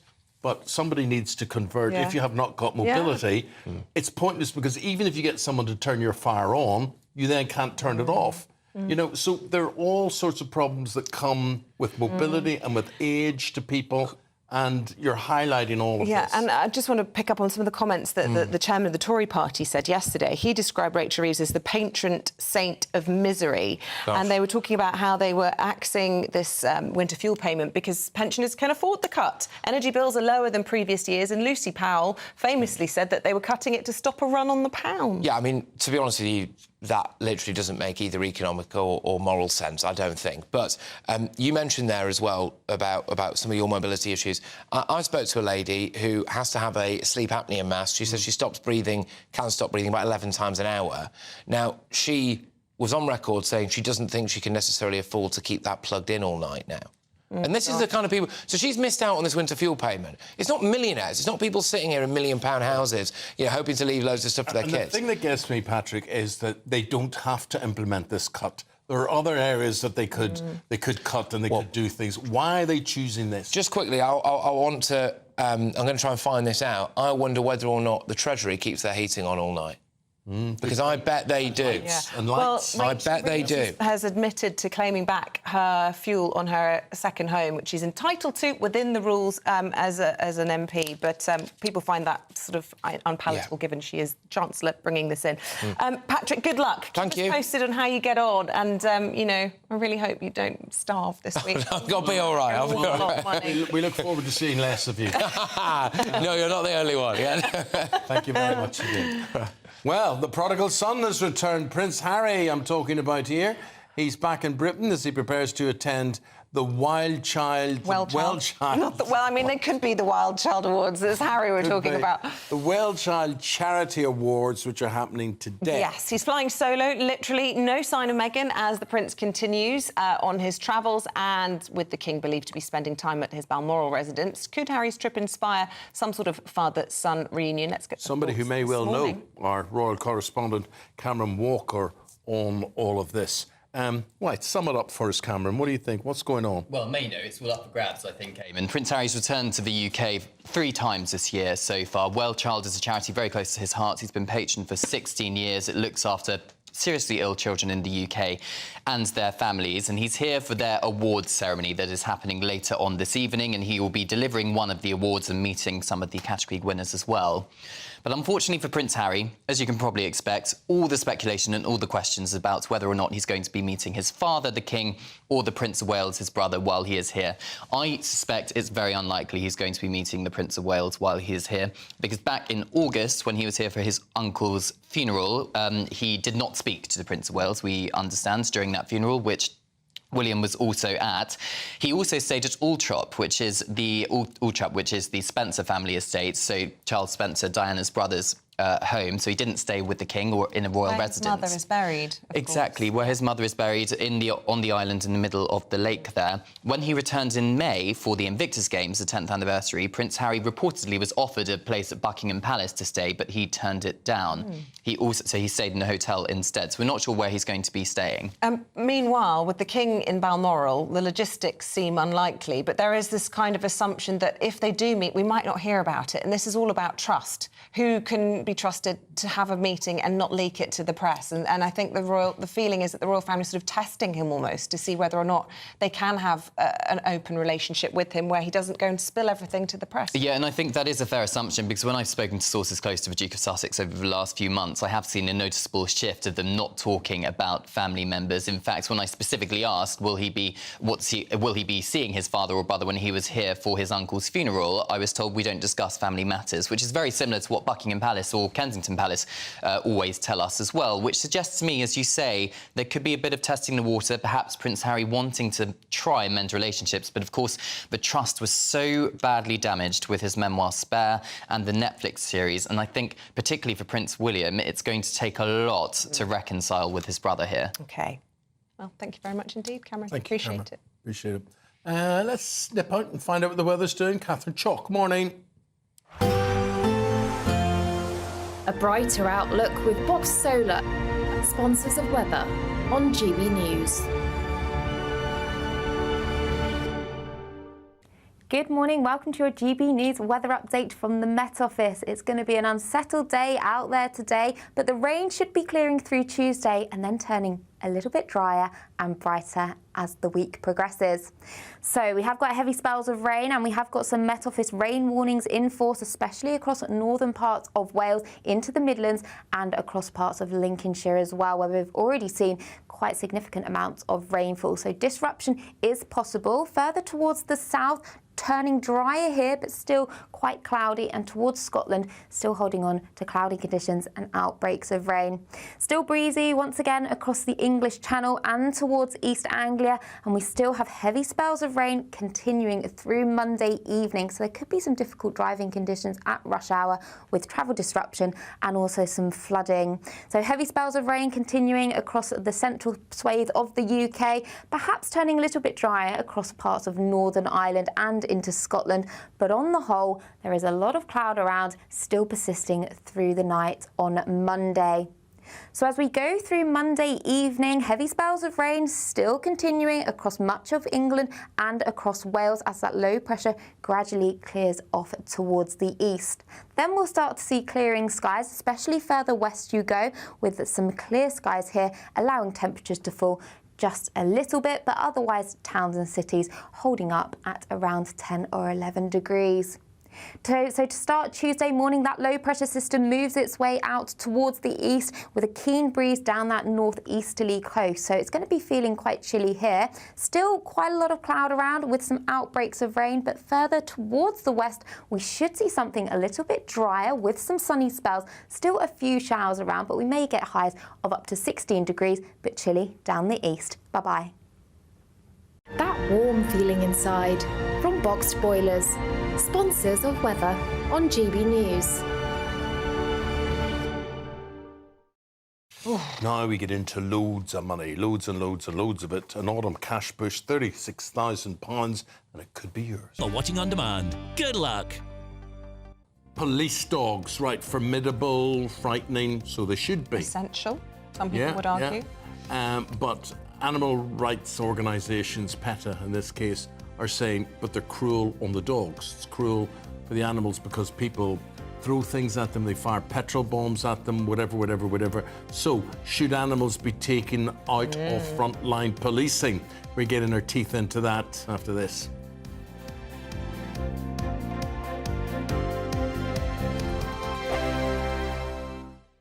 Sunday with Michael Portillo from 11, only on GB News. Professor Frank Fayed has long been recognised for his incisive critiques on contemporary cultural and political issues.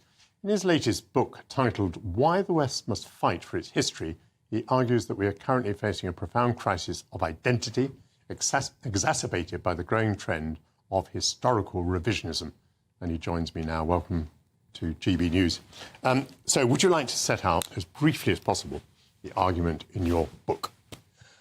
My argument is basically that increasingly cultural conflicts are about the past, rather than simply about what's going on now. And I became aware of the fact that just about every dimension of our past, our legacy, our cultural achievements, is now being rendered toxic by a systematic attempt to contaminate who we are, where we come from. And to me, that's a very dangerous development. And what's also very dangerous is that all of our cultural institutions, the schools, universities, museums, are going along with this. And there's very little resistance to this whole process. And if that continues, then, in a sense, people growing up in today's world will feel a sense of shame about their nation, about where they come from. Britain did many things over the centuries which we shouldn't be proud of. But when you roll the film backwards and you look at the history of this nation, I think that there is a lot to be proud about. And it's not even a question of balancing good and bad. It's simply having an honest understanding that these achievements, from the Magna Carta onwards, are historically important. You cannot have an idea of tolerance without the contribution of someone like John Locke. You know, you cannot have a sense of technological progress without the Industrial Revolution. GB News, the People's Channel. This Sunday, join me, Camilla Tominey, for an exclusive interview with one of the most controversial, influential and unique political figures of our time. Boris Johnson will be in studio discussing his new memoir, Unleashed, the gripping story of how he dealt with plotting politicians, problematic princes and a pandemic. From Boris bikes to Brexit and everything else in between. This Sunday at 9:30 a.m, only on GB News, the People's Channel, Britain's news channel. It's Patrick Christie's Tonight, and here We do things differently. It's explaining the absolute madness of this, doesn't it? It's explosive. I mean, this is very good. It's lively. 850. Your government sat there, Sean, and it did nothing. It's controversial. And the Middle East has been in turmoil since before I was born. It's everything you need to kickstart your evening. Everyone's had their Weetabix tonight. I love to see it. That's Patrick Christie's Tonight, weeknights from 9 p.m. Only on GB News, the People's Channel, Britain's news channel.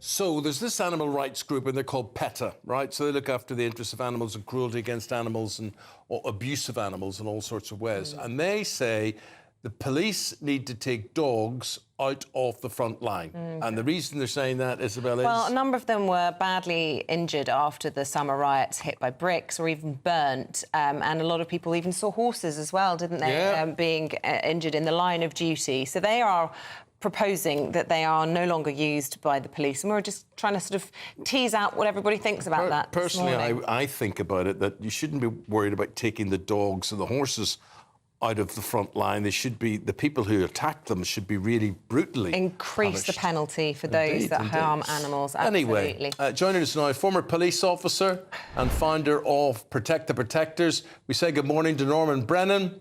And there beside him is Senior Media and Communications Manager at PETA, and that's Jennifer White. Jennifer, obviously you were very disturbed by what went on during the summer. What do you want to see being done now? Well, you know, unlike willing human police officers, dogs don't choose to risk their lives in the police force. And as you mentioned, during the summer riots, you know, we saw dogs being burned, have bricks thrown at them, other items thrown at them. And it's just completely unacceptable. And it's also not just when they're on the front line. You know, dogs have been left in police cars before in sweltering temperatures and ended up dying. And that's why it is absolutely time for the police to modernise and roll in some non-animal methods which don't put dogs in harm's way. Well, Norman, I mean, dogs don't have the same rights. Animals don't have the same rights as humans for obvious reasons. Dogs have been put into more dangerous situations because presumably it has saved many, many lives in high-risk situations. I mean, what they're doing here with what is a dangerous individual, you couldn't replicate that, could you, with a human being? Oh, we seem to have lost Norman. Can you hear me? Start again, if you would. Yeah, we lost the beginning of that. Yeah, police dogs are absolutely essential and integral to British policing. Dogs were used as far back as the 14th century, and certainly when the Metropolitan Police was launched in 1889. Let me just run through a few things that we would lose if we lost our dogs. They deal with explosives. They find explosives. They don't deal with them. They find them. Then there's crime scenes. They actually help us detect suspects near crime scenes, chasing suspects, protecting the police, public disorder, football duties, Norman, missing persons. I get all that. I can understand all that. Absolutely see the value and the usefulness of them. But I think what's concerning Jennifer there is the cruelty towards them. What can we do to protect them more or punish those who are cruel to them more frequently? What would you say about that? Well, you're absolutely right when you're opening comments where people shouldn't be attacking police dogs. They shouldn't be attacking the police. But let me put this into perspective. Very few police dogs are actually injured. Very, very few. Obviously, the riots that happened recently, about 5 or 7 were injured. And PETA highlighted that dogs are dying. Well, I've never known, and I've been in policing for 46 years, I've never known a single dog to die on duty as a result of being shot or stabbed. Finn's law that came out in 2019 actually emphasised attacks on dogs, and it almost put them in line. If you attack a dog, it's the same as attacking a police officer. The only dog that's ever died is in a vehicle. Right. So, Jennifer, does that calm you? Does that put your nerves at ease a bit more over this? Well, of course, protecting police officers and protecting the public is crucial, but there has to be ways of doing this where we are not putting dogs in harm's way. One of the dogs who was attacked during the riots had actually been bitten and strangled by a different offender just weeks prior.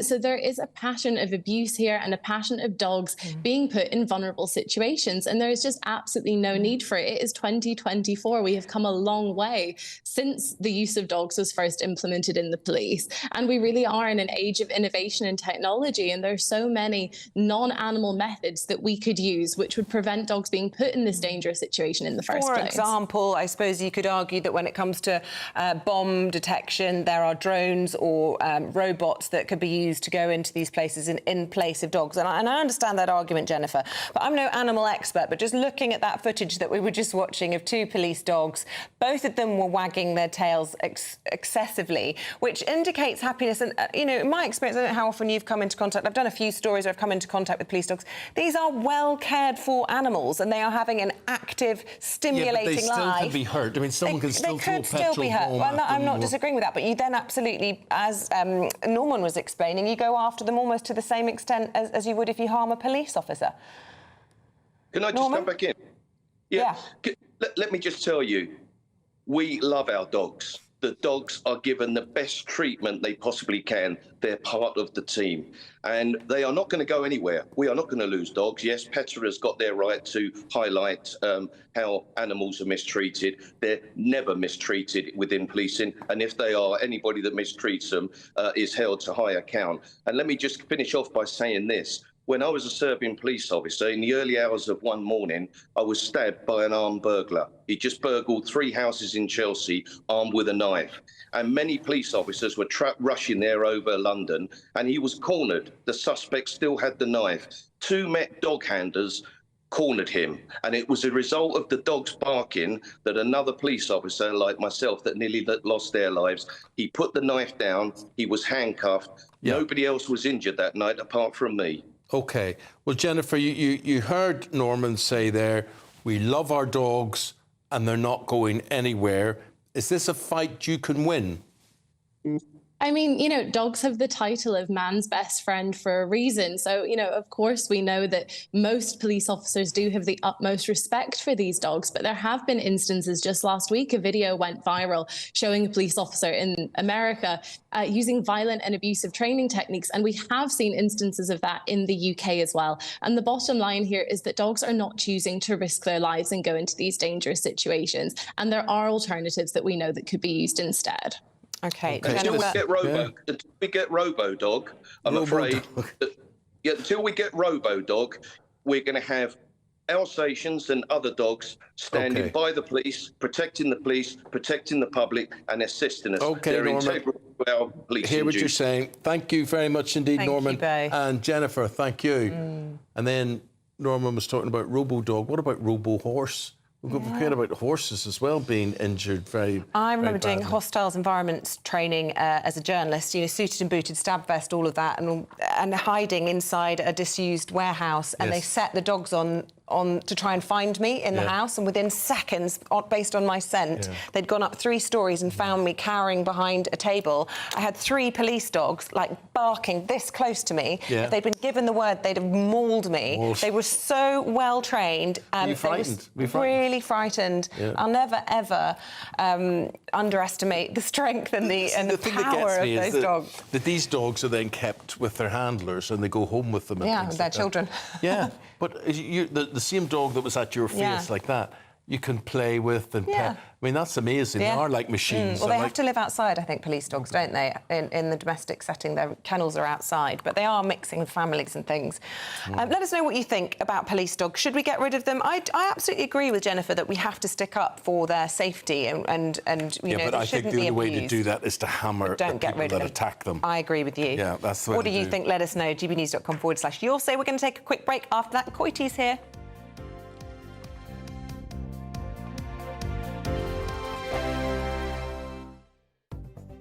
The latest GB News travel.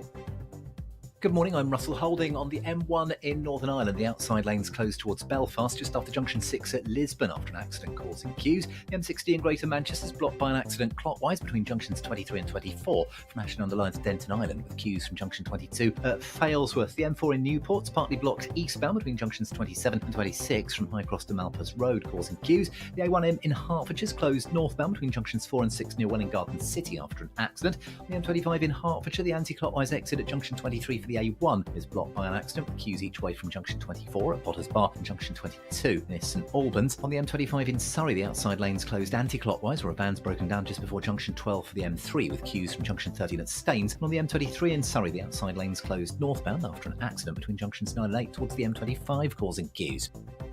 You can stay up to date throughout the day by visiting our website, gbnews.com.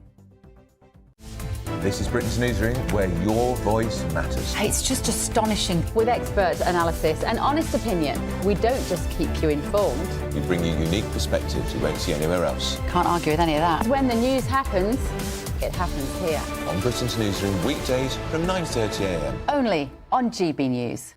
Every Saturday, 10 till 12, we'll bring you all of the news that you need to know. We'll also remind you that there is so much to smile about. It's my favourite time of the week. I get to relax, enjoy some light-hearted stories, and let Ellie teach me about fashion too. That's Saturday Morning Live, every Saturday, 10 till 12. Only on GB News, Britain's news channel. We're proud to be GB News, the People's Channel, and as you know, we always love to hear your views. Now, there's a new way of getting in touch with us at gbnews.com/your say. By commenting, you can be part of a live conversation and join our GB News community. You can even talk to me, Bev Turner, or any of the members of the GB News family. This Sunday, join me, Camilla Tominey, for an exclusive interview with one of the most controversial, influential and unique political figures of our time. Boris Johnson will be in studio discussing his new memoir, Unleashed, the gripping story of how he dealt with plotting politicians, problematic princes and a pandemic. From Boris bikes to Brexit and everything else in between. This Sunday at 9:30 a.m, only on GB News, the People's Channel, Britain's news channel.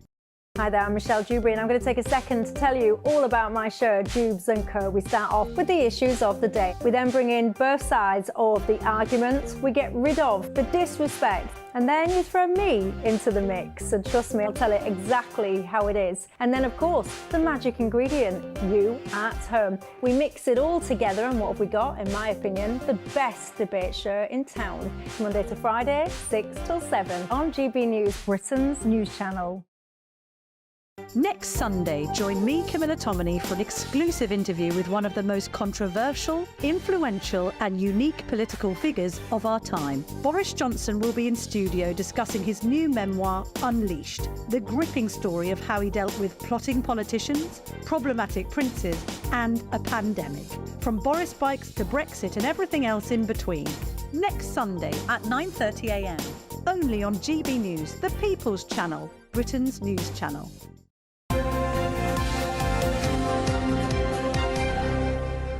Paul, just bring us up to date, sports-wise, the Kieran Trippier's football boots, because he had a mismatch, which we'll show here on screen, of boots. But you've got the story behind all of this. Yeah, the boot fairy or something. Well, this is going back.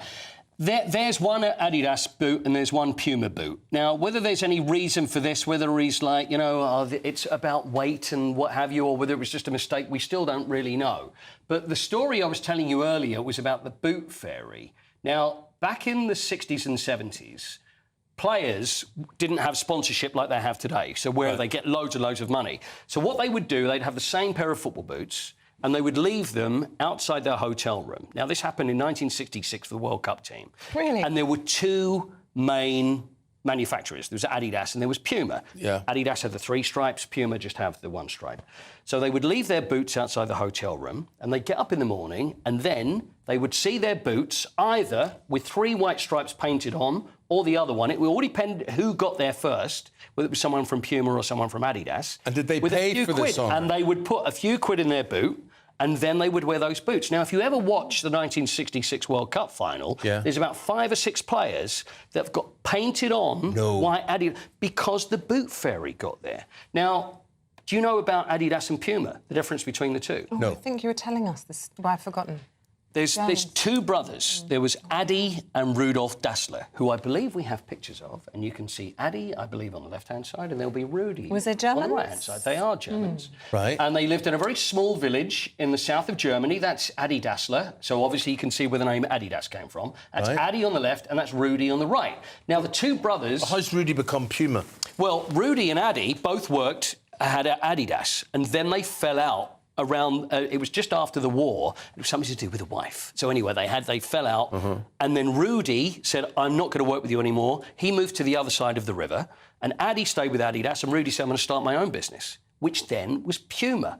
And both of these companies became the biggest shoe companies when it came to athletic shoes in the world, but the two brothers never spoke for the rest of their life. That's so sad. Isn't it incredible? But it's an incredible story. The wife? But also they had two successful companies. Well, the biggest in the world. Yeah. And it was a very small village, and either side of the river then grew the Adidas empire, and then Puma on the other side, and they never spoke. Do you think one had an affair with I think there's probably affairs of the heart. Bit of hanky-panky. Yeah. I think it was to do with the Deutschmarks. The Deutschmarks. One was not too happy about how much the other one was making. And then the wife got involved. And the wife got the blame. The wife got the That's blame. how it and always it was all her goes. fault. And anyway, she started Nike. No, she didn't. No, but it would have been good anyway. You just made me remember the first time I was aware of personalised boots was probably around 1970. Right. And they were white boots.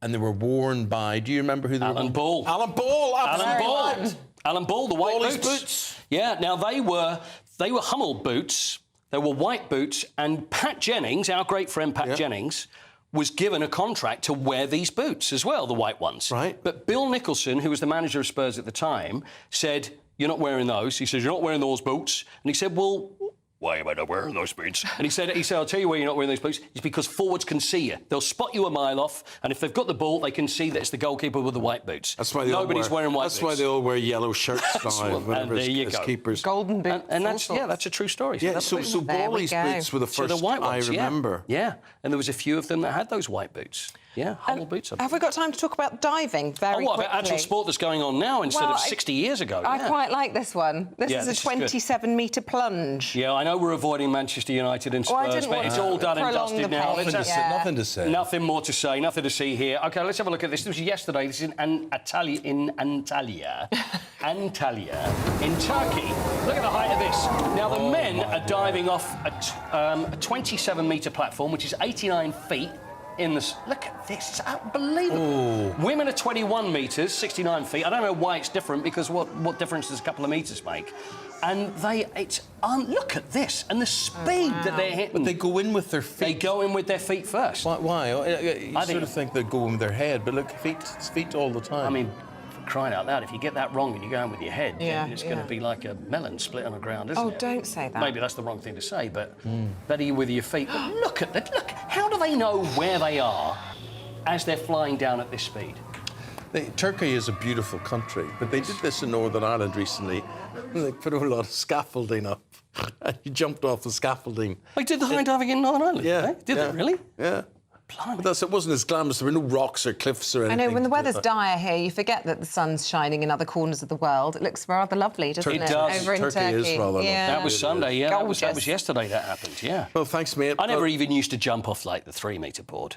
I had to at school, and I was always scared. Yeah, I never liked it. You just got to go, haven't you? You just got to do it. Well, I can't swim, so I don't bother. That's all very well, but can you dive? We'll just pick you up afterwards. Right, on that those note... melon pieces, thank you. We're pushing... Sorry, that was really the wrong thing to say, wasn't it? Back with the sorry. papers right after this.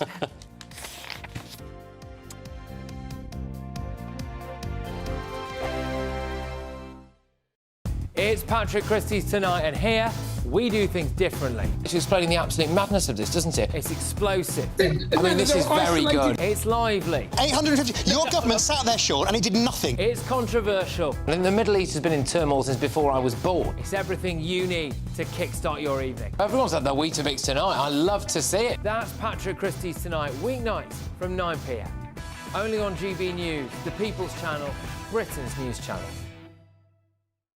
Sunday with Michael Portillo from 11, only on GB News.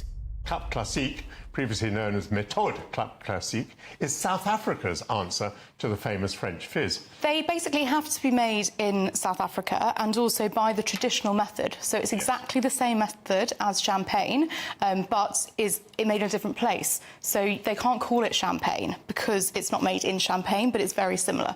And on the other hand, in Prosecco, it all happens in a sort of great vat. Yes, doesn't it? Yes. Which is why Prosecco tastes different from other sparkling wines. Prosecco will taste much more fruity because you don't have the thing called lees aging. Insert the wine with brioche, biscuity, toasty flavours and aromas, which makes it much more complex. Here we've got a thing called Journey's End. Yes. And would you like to tell us, I've said that people didn't want to splash out on champers. They might want to go the Cap Classique route. Yes. What would they be saving? How much might that cost in a shop? So this one here will cost you about £17. So it is considerably, I guess, better value for money than champagne. But I'd also comment that it's probably a good deal cheaper than English sparkling wine, which is interesting. Yes, that is correct. Now, this Dessert. second one is called Kleiner Salsa. It is, yes. And you told me this is a little more expensive than the first one. It is. What price were we talking about here? About 20. About 20. Yes. Not vastly more. No. Are we going to taste £3 worth of improvement? Oh, and by the way, it went so beautifully with the cheese, just as you advised. Are South African sparkling wines, Cup Classique, are they pretty well available in English wine shops, British wine shops? They are, yes. You can find them in all of the supermarkets. Growing-Beck, and that's on offer at the moment, actually. That's £11.99 from Waitrose, which is exceptional value. That is insane. Yes, it is. And you can also... So I bought with me today, so this is a Pinot Noir only, so that's a rosé sparkling. GB News, the People's Channel. Are the newspapers getting you down? My wife didn't divorce me that month. Struggling to separate the wheat from the chaff? I know that it's a bit of a circus at the best of times. Well, don't worry. Headliners has got you covered. We'll take the burden of reading the day's news, and if we get depressed, who cares? It's an occupational hazard, frankly. That's Headliners on GB News from 11 p.m. till midnight, and the following morning, 5 till 6 a.m. on GB News, the comedy channel. Nah, just kidding. Britain's news channel.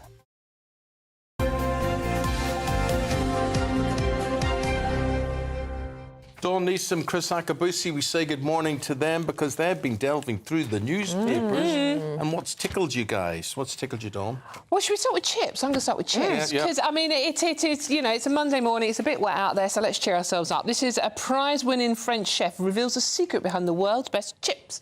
This is a global chip competition. We didn't take part in it, and it was held over the weekend. More than 50,000 people, including Michelin-starred chefs and chip connoisseurs, descend on a city in northern France to have a competition about who produces the best chips.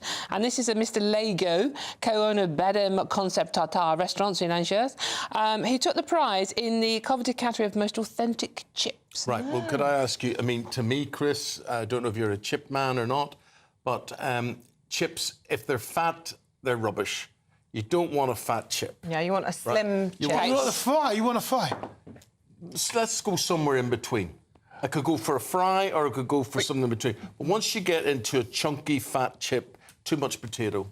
Oh, no, I love a good old fat chip. I love traditional chips that I used to have when I was in Yorkshire, up by Mortby, and you just get chips, big fat chips in paper, of course. I used to love a big old fat chip. And then when I joined the army, big old fat chip with loads of lashes of curry sauce. Absolutely. Oh, curry sauce, no, vinegar. See, I take a bit of offence that a Frenchman is claiming to be the connoisseur in all this, because, of course, Vlaams frites, they were all invented in Belgium, where my grandmother was from. Why are they called French fries then? Yeah. Well, God knows, the Americans. Do you want to know? They're called freedom fries, aren't they? Americans ruin everything, don't they? But anyway, the Belgians invented chips.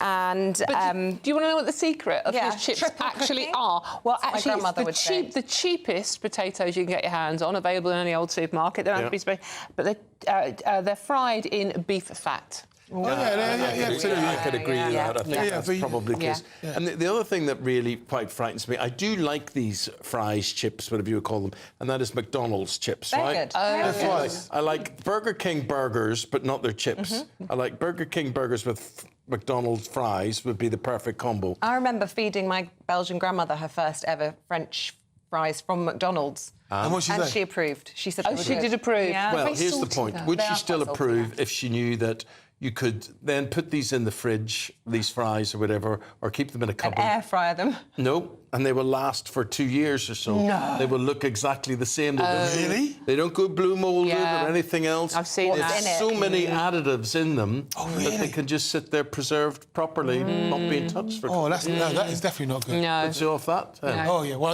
I don't eat that sort of stuff anyway. But that, No, I don't even like chips. Sorry, I don't like chips. dear. Sorry, there you go. Said Right, it. Chris, broken Britain. 1 in 10 phone screens are cracked. Hands up. Anyone here got a cracked phone screen? I haven't now, but I like this story because I've cracked a few telephones. My last one I cracked. I mean, anybody here put their phone in their pocket, their back pocket? Yeah. Yeah. All the time. So I sat down on that and it got caught in the theatre seat. And when I got up.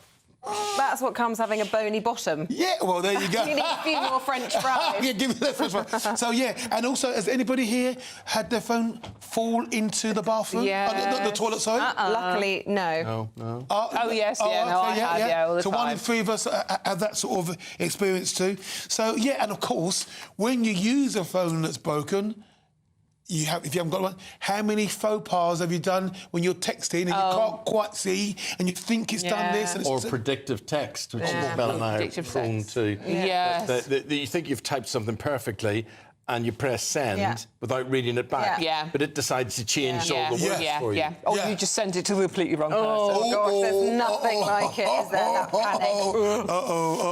I want to pick a story, Dawn, that you were mentioning, but it's not on our list, which was about Jilly Cooper. There's lots of press today about it because her story, Rivals, and we're not talking about the Tory leadership contest here, is about to come out on October the 18th on Disney. Disney Plus, starring... all-star cast, David Tennant and others. Aidan Turner. And she's done an interview about this, and I thought we'd do this story, although Chris, the runner on the panel, says that he doesn't agree with this. Jilly Cooper says that young people would rather run for miles and miles than have sex. She was saying, you know, her favourite thing when she was a young woman was sex. She liked men. And she goes, but these days, all young people want to do is go for a run. And it is true that more and more people are joining running clubs and the marathon is oversubscribed, etc., etc. So I thought, as we had an Olympian on the panel... Christopher Akabusi. I think Pinocchio's nose is getting really, really long there. You're having a young person, especially a young person, 18 to 24. Can you remember when you were young, 18 to 24? No. No, if I'm honest. Let me think. Run or... See ya! What's this programme called? Rivals. Rivals. Oh, yeah. It's an adaptation of my a book. friend Victoria Smurfett has got a leading role in all of this. Apparently it's going to be a throwback to the sort of all the best parts of British life. So she goes from 1 minute to the rose garden and the dogs and, you know, gin and tonics in the garden. And then it's, unfortunately, lots of rumpy-bumpy, as Jilly Cooper would call it. What's the most powerful pull on human nature? If you're passionately in love, it'd be sex, wouldn't it, she says. Yeah. So she goes, people Well, don't even if you're not in love. jogging now. Why, Dawn, are figures continuing to fall for Strictly? Oh, yeah, no, absolutely. Well, because the honest answer is probably because more people are watching it on the iPlayer, and the actual viewing figures are just people that are watching it live when it goes out over the weekend in the evening. It's still not doing too bad. It's down to 7.1 million, but it's down from 7.8 million last year. So it's I suppose the question is anything beating 7.1 million? Not really, no, that's the problem. Is it still the most popular live? Yeah, it's still more popular. And, you know, it just depends how you phrase that, doesn't it? But you're right, a lot of people catch up on it on a Sunday morning or whatever, at a time that suits them. I think that's more... But the husband, who is ginger, was convinced that this episode was gingerous because you had the ginger Olympian Tom Dean, who went out, and the dancer Neil Jones, also ginger, was in the dance-off. Spoiler alert. All right. Thank you, guys. Thank you very much indeed. Lovely talking to you today. We're voting you off. See you again soon. See you soon. We're going to take a break. We're going to throw to Catherine Chalk. She's got your weather. Looks like things are heating up. Boxed boilers, sponsors of weather on GB News. Good morning, welcome to your GB News weather update from the Met Office. It's going to be an unsettled day out there today, but the rain should be clearing through Tuesday and then turning a little bit drier and brighter as the week progresses. So we have got heavy spells of rain, and we have got some Met Office rain warnings in force, especially across northern parts of Wales into the Midlands and across parts of Lincolnshire as well, where we've already seen quite significant amounts of rainfall. So disruption is possible. Further towards the south, turning drier here, but still quite cloudy, and towards Scotland, still holding on to cloudy conditions and outbreaks of rain. Still breezy once again across the English Channel and towards East Anglia, and we still have heavy spells of rain continuing through Monday evening, so there could be some difficult driving conditions at rush hour with travel disruption and also some flooding. So heavy spells of rain continuing across the central swathe of the UK, perhaps turning a little bit drier across parts of Northern Ireland and into Scotland, but on the whole there is a lot of cloud around, still persisting through the night on Monday. So as we go through Monday evening, heavy spells of rain still continuing across much of England and across Wales as that low pressure gradually clears off towards the east.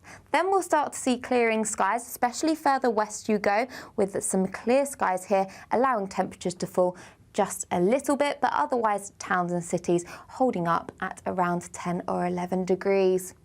So to start Tuesday morning, that low pressure system moves its way out towards the east with a keen breeze down that northeasterly coast. So it's going to be feeling quite chilly here. Still quite a lot of cloud around with some outbreaks of rain, but further towards the west, we should see something a little bit drier with some sunny spells. Still a few showers around, but we may get highs of up to 16 degrees, but chilly down the east. Bye-bye.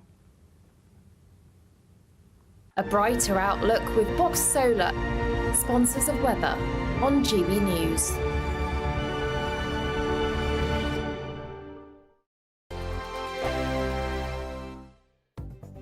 The latest GB News travel.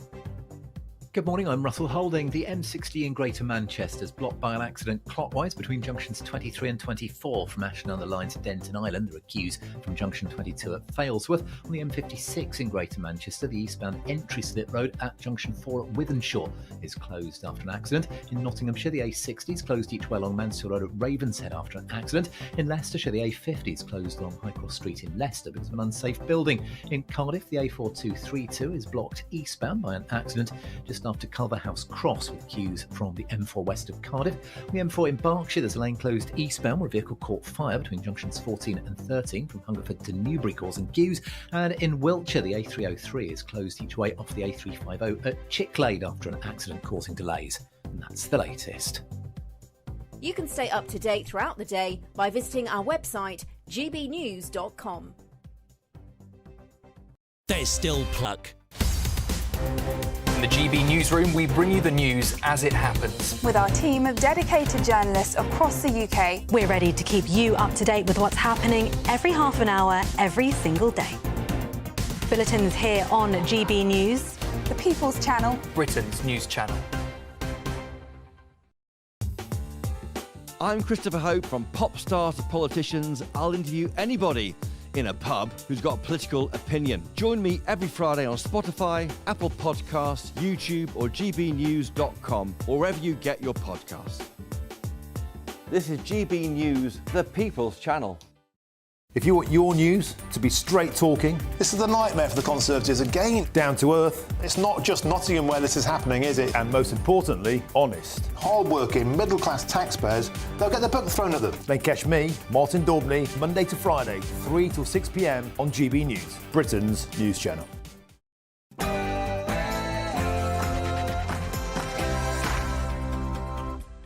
Good morning. Day 2 of Conservative conference is kicking off in Birmingham. The knives are out, though, for Kemi Badenoch as fellow leadership hopefuls blast her comments on maternity pay. Maternity pay varies depending on who you work for, but it is a function, where it's statutory maternity pay, it is a function of tax. Tax comes from people who are working. We're taking from one group of people and giving to another. This, in my view, is excessive. Well, could this be the end for the candidate who was once tipped to take over? The Office for National Statistics has revised last month's economic growth rate, and it's been downgraded from an initial estimate of 0.6 to 0.5%. Tensions simmer in the Middle East as Israel carries out airstrikes on Lebanon's capital, Beirut. This is the first time in nearly 20 years. The American attorney working to bring justice for the alleged victims of Mohammed Al-Fayed joined breakfast this morning. Now we have more than 60 victims. How many do we have to have until even one woman is believed? And Prince Harry is in London as he prepares to attend the Well Child Awards tonight. So is a reunion with King Charles on the cards? We've got further spells of heavy rain in the forecast today that could lead to some flooding. I'll have all of the details coming up shortly. Hello there, very good morning to you. I'm Eamonn Holmes. I'm Isabel Webster, it's 9:01 and this is GB News Breakfast.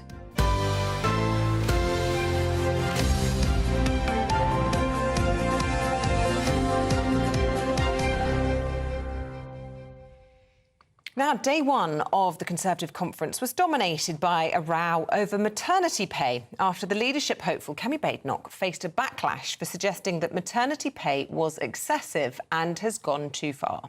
Well, the Shadow Housing Secretary later explained her comments to reporters. She claimed her words had been misrepresented. Take a listen. Maternity pay. It is a function of tax. Tax comes from people who are working. We're taking from one group of people and giving to another. This, in my view, is excessive. I've been a Minister for Women and Equalities. I've had 3 children. I've had maternity leave 3 times. I don't need anyone to tell me about maternity pay. I've been one of the people fighting for that, and I won't have my views misrepresented. Interesting, but were her views misrepresented, or did she say she thought maternity pay was excessive? You heard it yourself. I'm none the wiser, I have to say. Let us know what you think. gbnews.com/your say. But I suppose the big question is, has her reputation been damaged in all of this in the way that it was with Andrea Leadsom when she was competing to become leader of the Conservative Party up against Theresa May? Well, to try and answer that and more, live from Birmingham, our political correspondent, Olivia Utley. Olivia, good morning. Yeah, I know, absolutely. Don't worry. Hello, yes, I'm here at the Jenrick for Leader event. Robert Jenrick is the favourite candidate in the race at the moment. I think he'll be feeling secretly pretty gleeful that this has happened to Kemi Badenoch. As you say, Isabel, it's a bit of a mystery over why Kemi Badenoch is saying that her views were misrepresented. You can hear the interview yourself there, and it does very much sound as though she is saying that maternity pay has become excessive. Her argument is what she was talking about was the general regulatory burden which is placed on businesses, particularly small businesses. And she pointed out that small businesses in the UK are having to close down because they simply cannot deal with the regulatory burden. And she suggested perhaps that some of that was maternity leave. But it was a very, very confused message, because what was actually being asked about, what the interviewer was asking about, was statutory maternity pay, which is not paid by companies but by the taxpayer. And Kemi Badenoch suggested that it had gone too far because it was a case of giving money from one group of workers, taking from one group of people and giving that money to another. Again, that's quite a confused message, because actually the only people who are entitled to maternity pay are women who are working already. So it's a really, really confused interview, and it could turn out to be catastrophic for Kemi Badenoch. A month or two ago, she was very much seen as the favourite for the Tory leader, but Robert Jenrick did a better job in the earlier days of this campaign of getting his colleagues on side, Conservative MPs. In fact, Kemi Badenoch took most of August completely off campaigning. As a result, Robert Jenrick, I'm here at the event, you can see, well, people have just gone into the theatre behind us where he's about to speak. He's very popular, he's in first place. Kemi Badenoch currently in second place, but it could be that over the next couple of weeks, the Tom Tugendhat vote and the James Cleverly vote, those two men come from a similar wing of the party, ends up all folding together into one, and between them that vote could end up leapfrogging Kemi Badenoch. So we could end up in a situation where Robert Jenrick and either Tom Tugendhat or James Cleverly are on the final ballot paper to go to members, and Kemi Badenoch could be squeezed out altogether. Goodness me, we've got 5 more weeks of this. Is there any suggestion that they might bring this forward? Because obviously we've got the budget at the end of October, and it just seems to me completely bonkers that Rishi Sunak will be the one responding to that as the leader of the opposition when he's, you know, so inconsequential even at conference where you are, and it's all about these 4. Surely they could bring it forward a few days.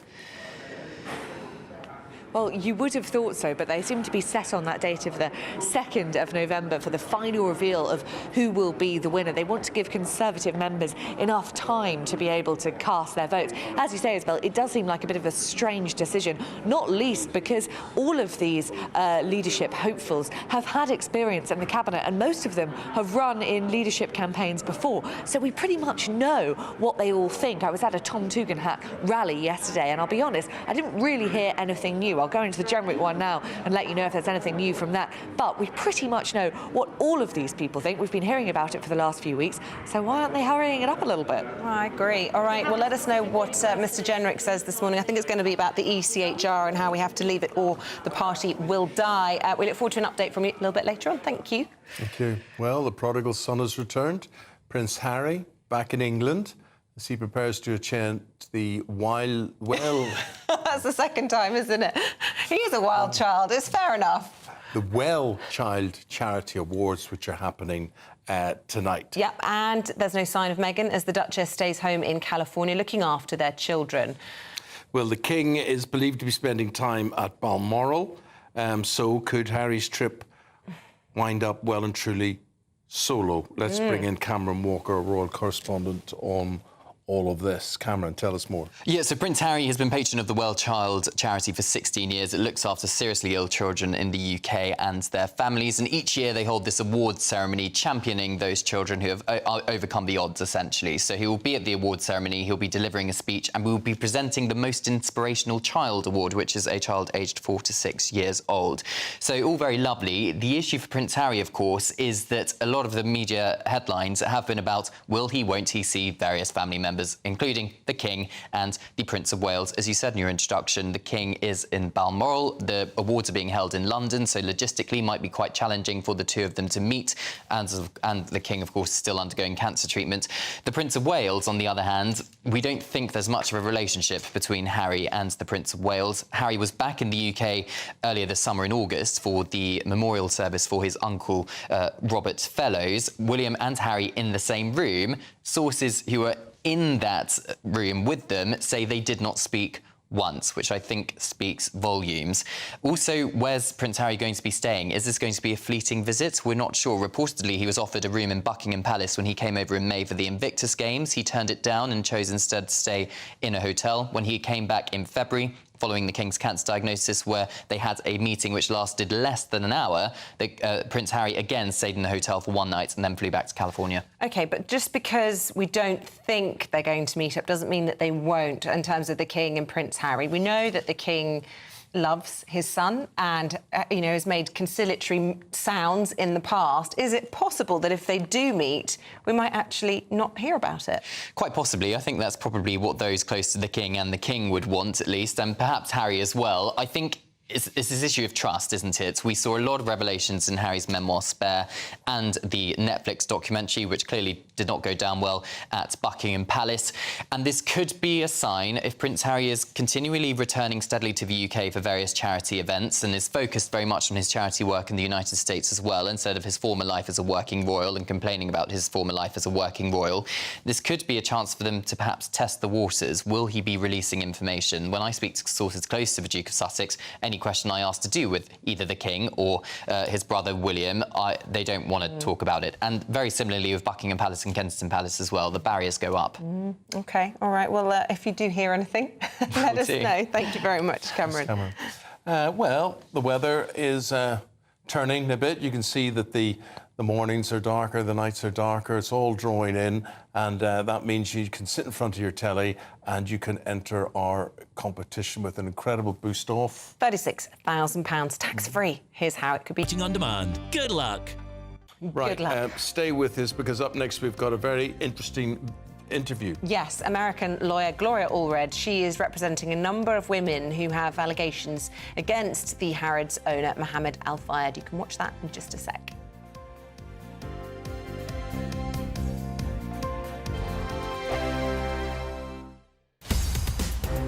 In the GB Newsroom, we bring you the news as it happens. With our team of dedicated journalists across the UK, we're ready to keep you up to date with what's happening every half an hour, every single day. Bulletins here on GB News, the People's Channel, Britain's news channel. Join me, Nana Akwe, for an informative, interactive news programme with a difference. It's fun. No, he didn't say that, Dave. I'm so surprised. I think there's an element of truth to that. Join me from 3 p.m. every weekend, only on GB News, Britain's news channel. Headliners. Tomorrow's papers tonight, every night from 11 p.m. Shakespeare play is axed after director refused to remove pro-transgender and pro-Palestine references in new take on A Midsummer Night's Dream. I went to see A Midsummer Night's Dream at Kew Gardens this summer and it was brilliant, and they didn't touch it. They just left it as it is. And really, when you look at the plot of A Midsummer Night's Dream, it's essentially about sexual assault by today's standards. There's a lot of... You mean bottom and all that? Yeah, giving people potions so they'll do things they wouldn't have done otherwise. And I thought, I was enamoured of an ass. Yeah, exactly. And but they didn't alter the script, and it was brilliant, and I thought it was really, really good. On the other hand, this director, Steph O'Driscoll, known for her work in London's Royal Court Theatre, had a bit of an issue because she's put some very political stuff into her version. And of course, I would argue for her in that she can do whatever she likes. I'm all for creative freedom, but there comes a point where you're like, well, is it still Shakespeare then? Yeah. His version definitely wasn't pro-Palestine. Yeah, I don't remember the pro-Palestine, pro-trans bit. But the truth is these two things do not go together, trans right and free Palestine. I think the Gazan people are not so gung-ho trans rights stuff. How dare you, Luke? So, Queers for Palestine is a legitimate movement. So but even if it isn't, she's allowed to make something that's incoherent to you. Sometimes you make things that are incoherent to other people. And you know what? The people out there hear what I say. Because so the management, the one thing I sympathise with is that they tried to shut it down after the preview. They said, you've had all these months, and then they saw one preview and they sort of, whoever was running it went, well, change all that. And they were like, well, no, it's too late. You could have changed it at any point. But then the director walked out and the whole thing just fell apart, right? Well, you don't know what the real thing is. It might be that this is how they get attention for the play. Now we're paying attention to this, and we're all going to go to this theatre in Manchester. We're totally going to watch it all together. So cynical. GB News, the People's Channel. This is Britain's Newsroom, where your voice matters. It's just astonishing. With expert analysis and honest opinion, we don't just keep you informed. We bring you unique perspectives you won't see anywhere else. Can't argue with any of that. When the news happens, it happens here. On Britain's Newsroom, weekdays from 9:30 a.m. Only on GB News. Next Sunday, join me, Camilla Tominey, for an exclusive interview with one of the most controversial, influential and unique political figures of our time. Boris Johnson will be in studio discussing his new memoir, Unleashed, the gripping story of how he dealt with plotting politicians, problematic princes and a pandemic. From Boris bikes to Brexit and everything else in between. Next Sunday at 9:30 a.m. Only on GB News, the People's Channel, Britain's news channel.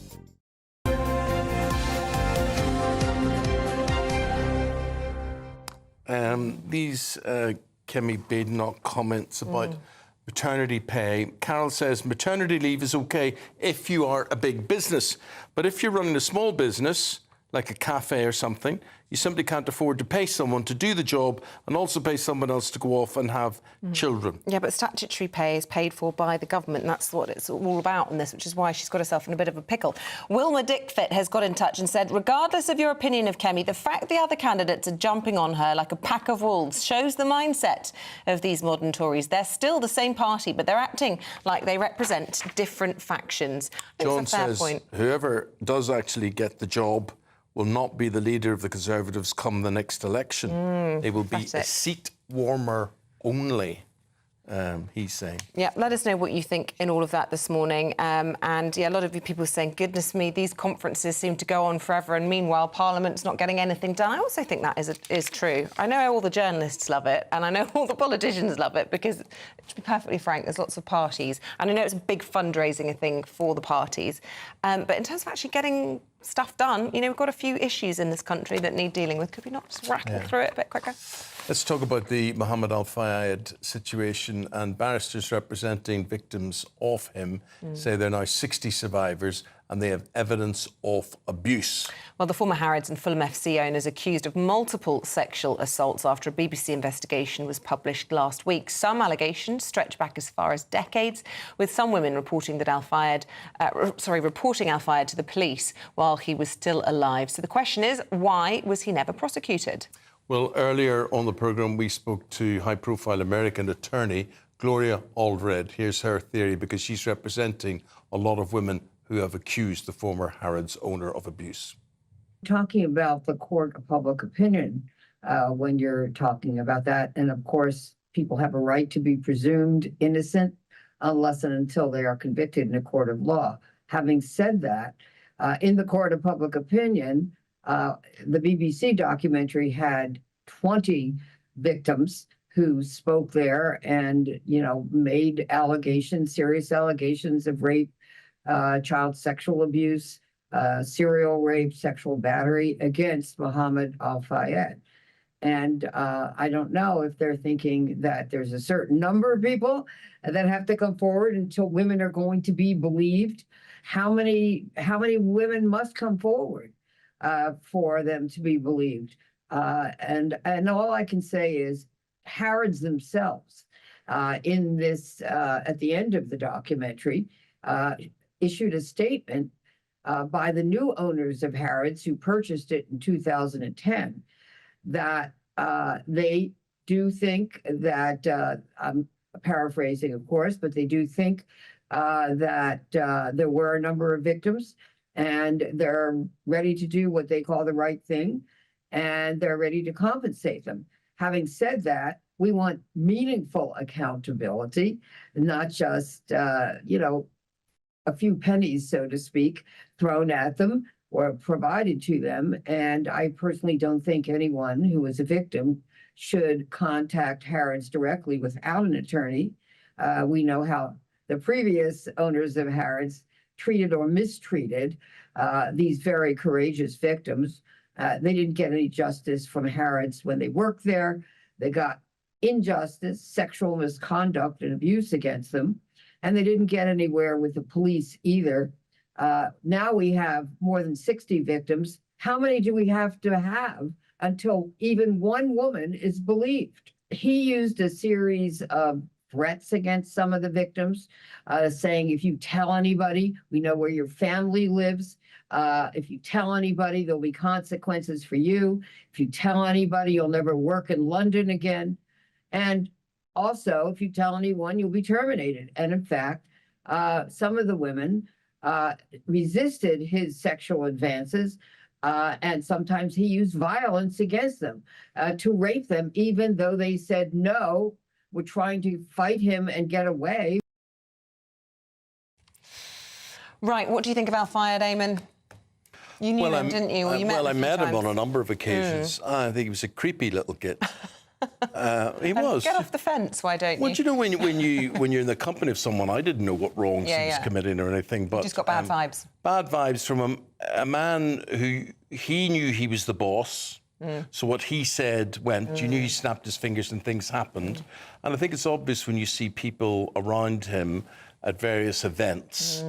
Everybody's all smiley and lovely. Well, he had that sort of holy trinity of fame, money and power, which is so corrupt, just corrupts the best of, even the best of people. Not saying he was the best of people.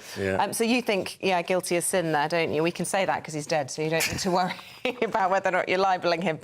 Well, I don't think you can have 60 women come forward and said, this man abused or tried to abuse me, and then most of them not being true. That's what I would think. We debated a little bit earlier in the programme police dogs, and PETA, or Peter, however you want to pronounce it, have been saying that they're put in harm's way too often and they shouldn't be used.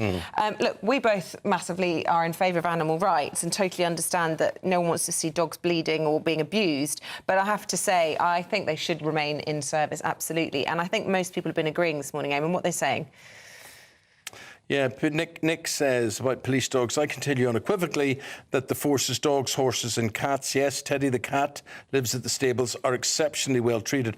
I wouldn't doubt that. I think they are exceptionally well treated, but they're not well treated when they're in action, when they're on the front line, when someone's firing a petrol bomb at them or nail bomb or something like that. And so therefore, I think the point you're making is we shouldn't be too worried about how they're kept or how they're looked after. What we should be doing is turning the full force of the law on people who 100%. abuse them or attack them. Absolutely. The people who punch horses or fire bottles at Or horses. whoever was responsible during the summer riots for throwing bricks at them, they should be behind bars without question. I just want to talk about the Save Our Seniors fundraiser. We had Patrick Christie's on the programme just after 8 o'clock. He's on a mission to raise £260,000. He's living on £15 worth of food for a week.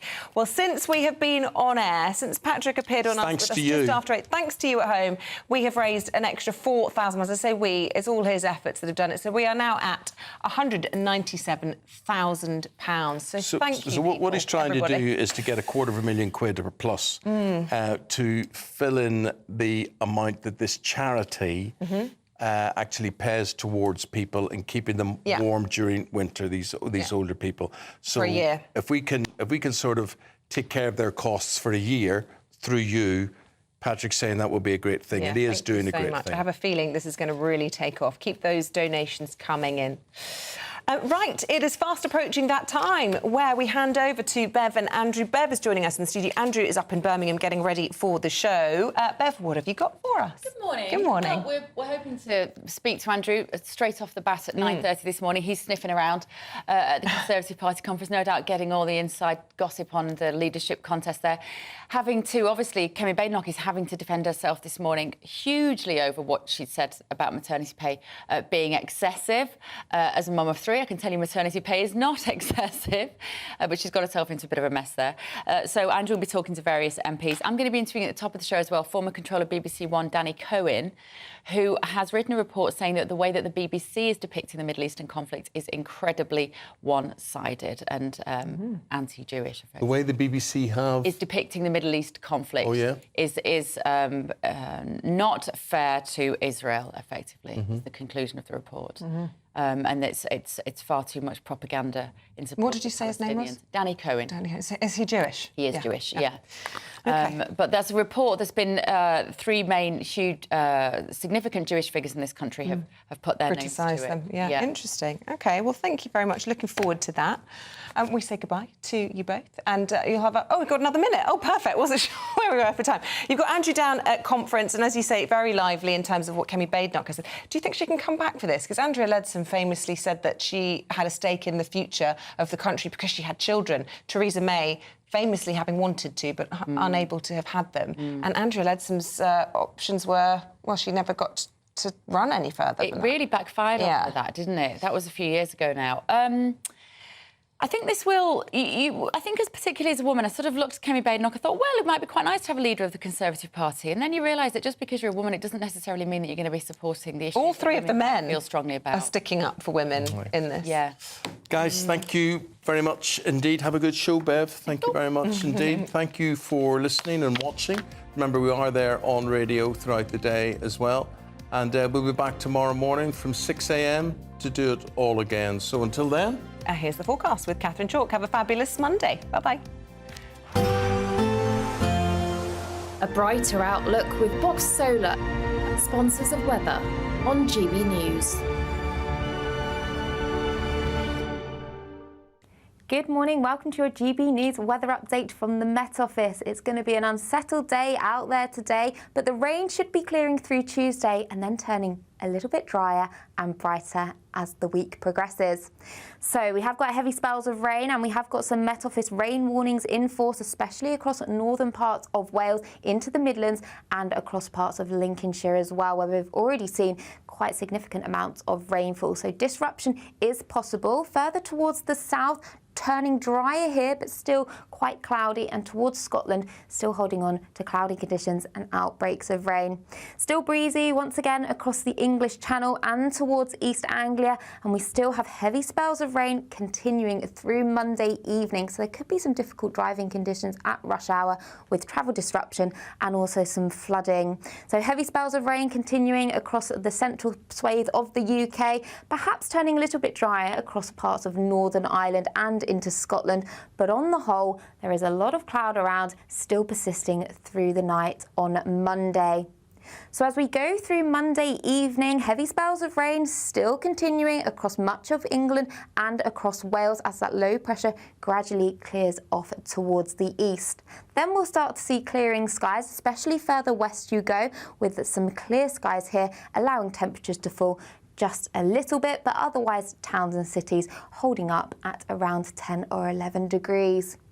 So to start Tuesday morning, that low pressure system moves its way out towards the east with a keen breeze down that northeasterly coast. So it's going to be feeling quite chilly here. Still quite a lot of cloud around with some outbreaks of rain, but further towards the west, we should see something a little bit drier with some sunny spells. Still a few showers around, but we may get highs of up to 16 degrees, but chilly down the east. Bye-bye.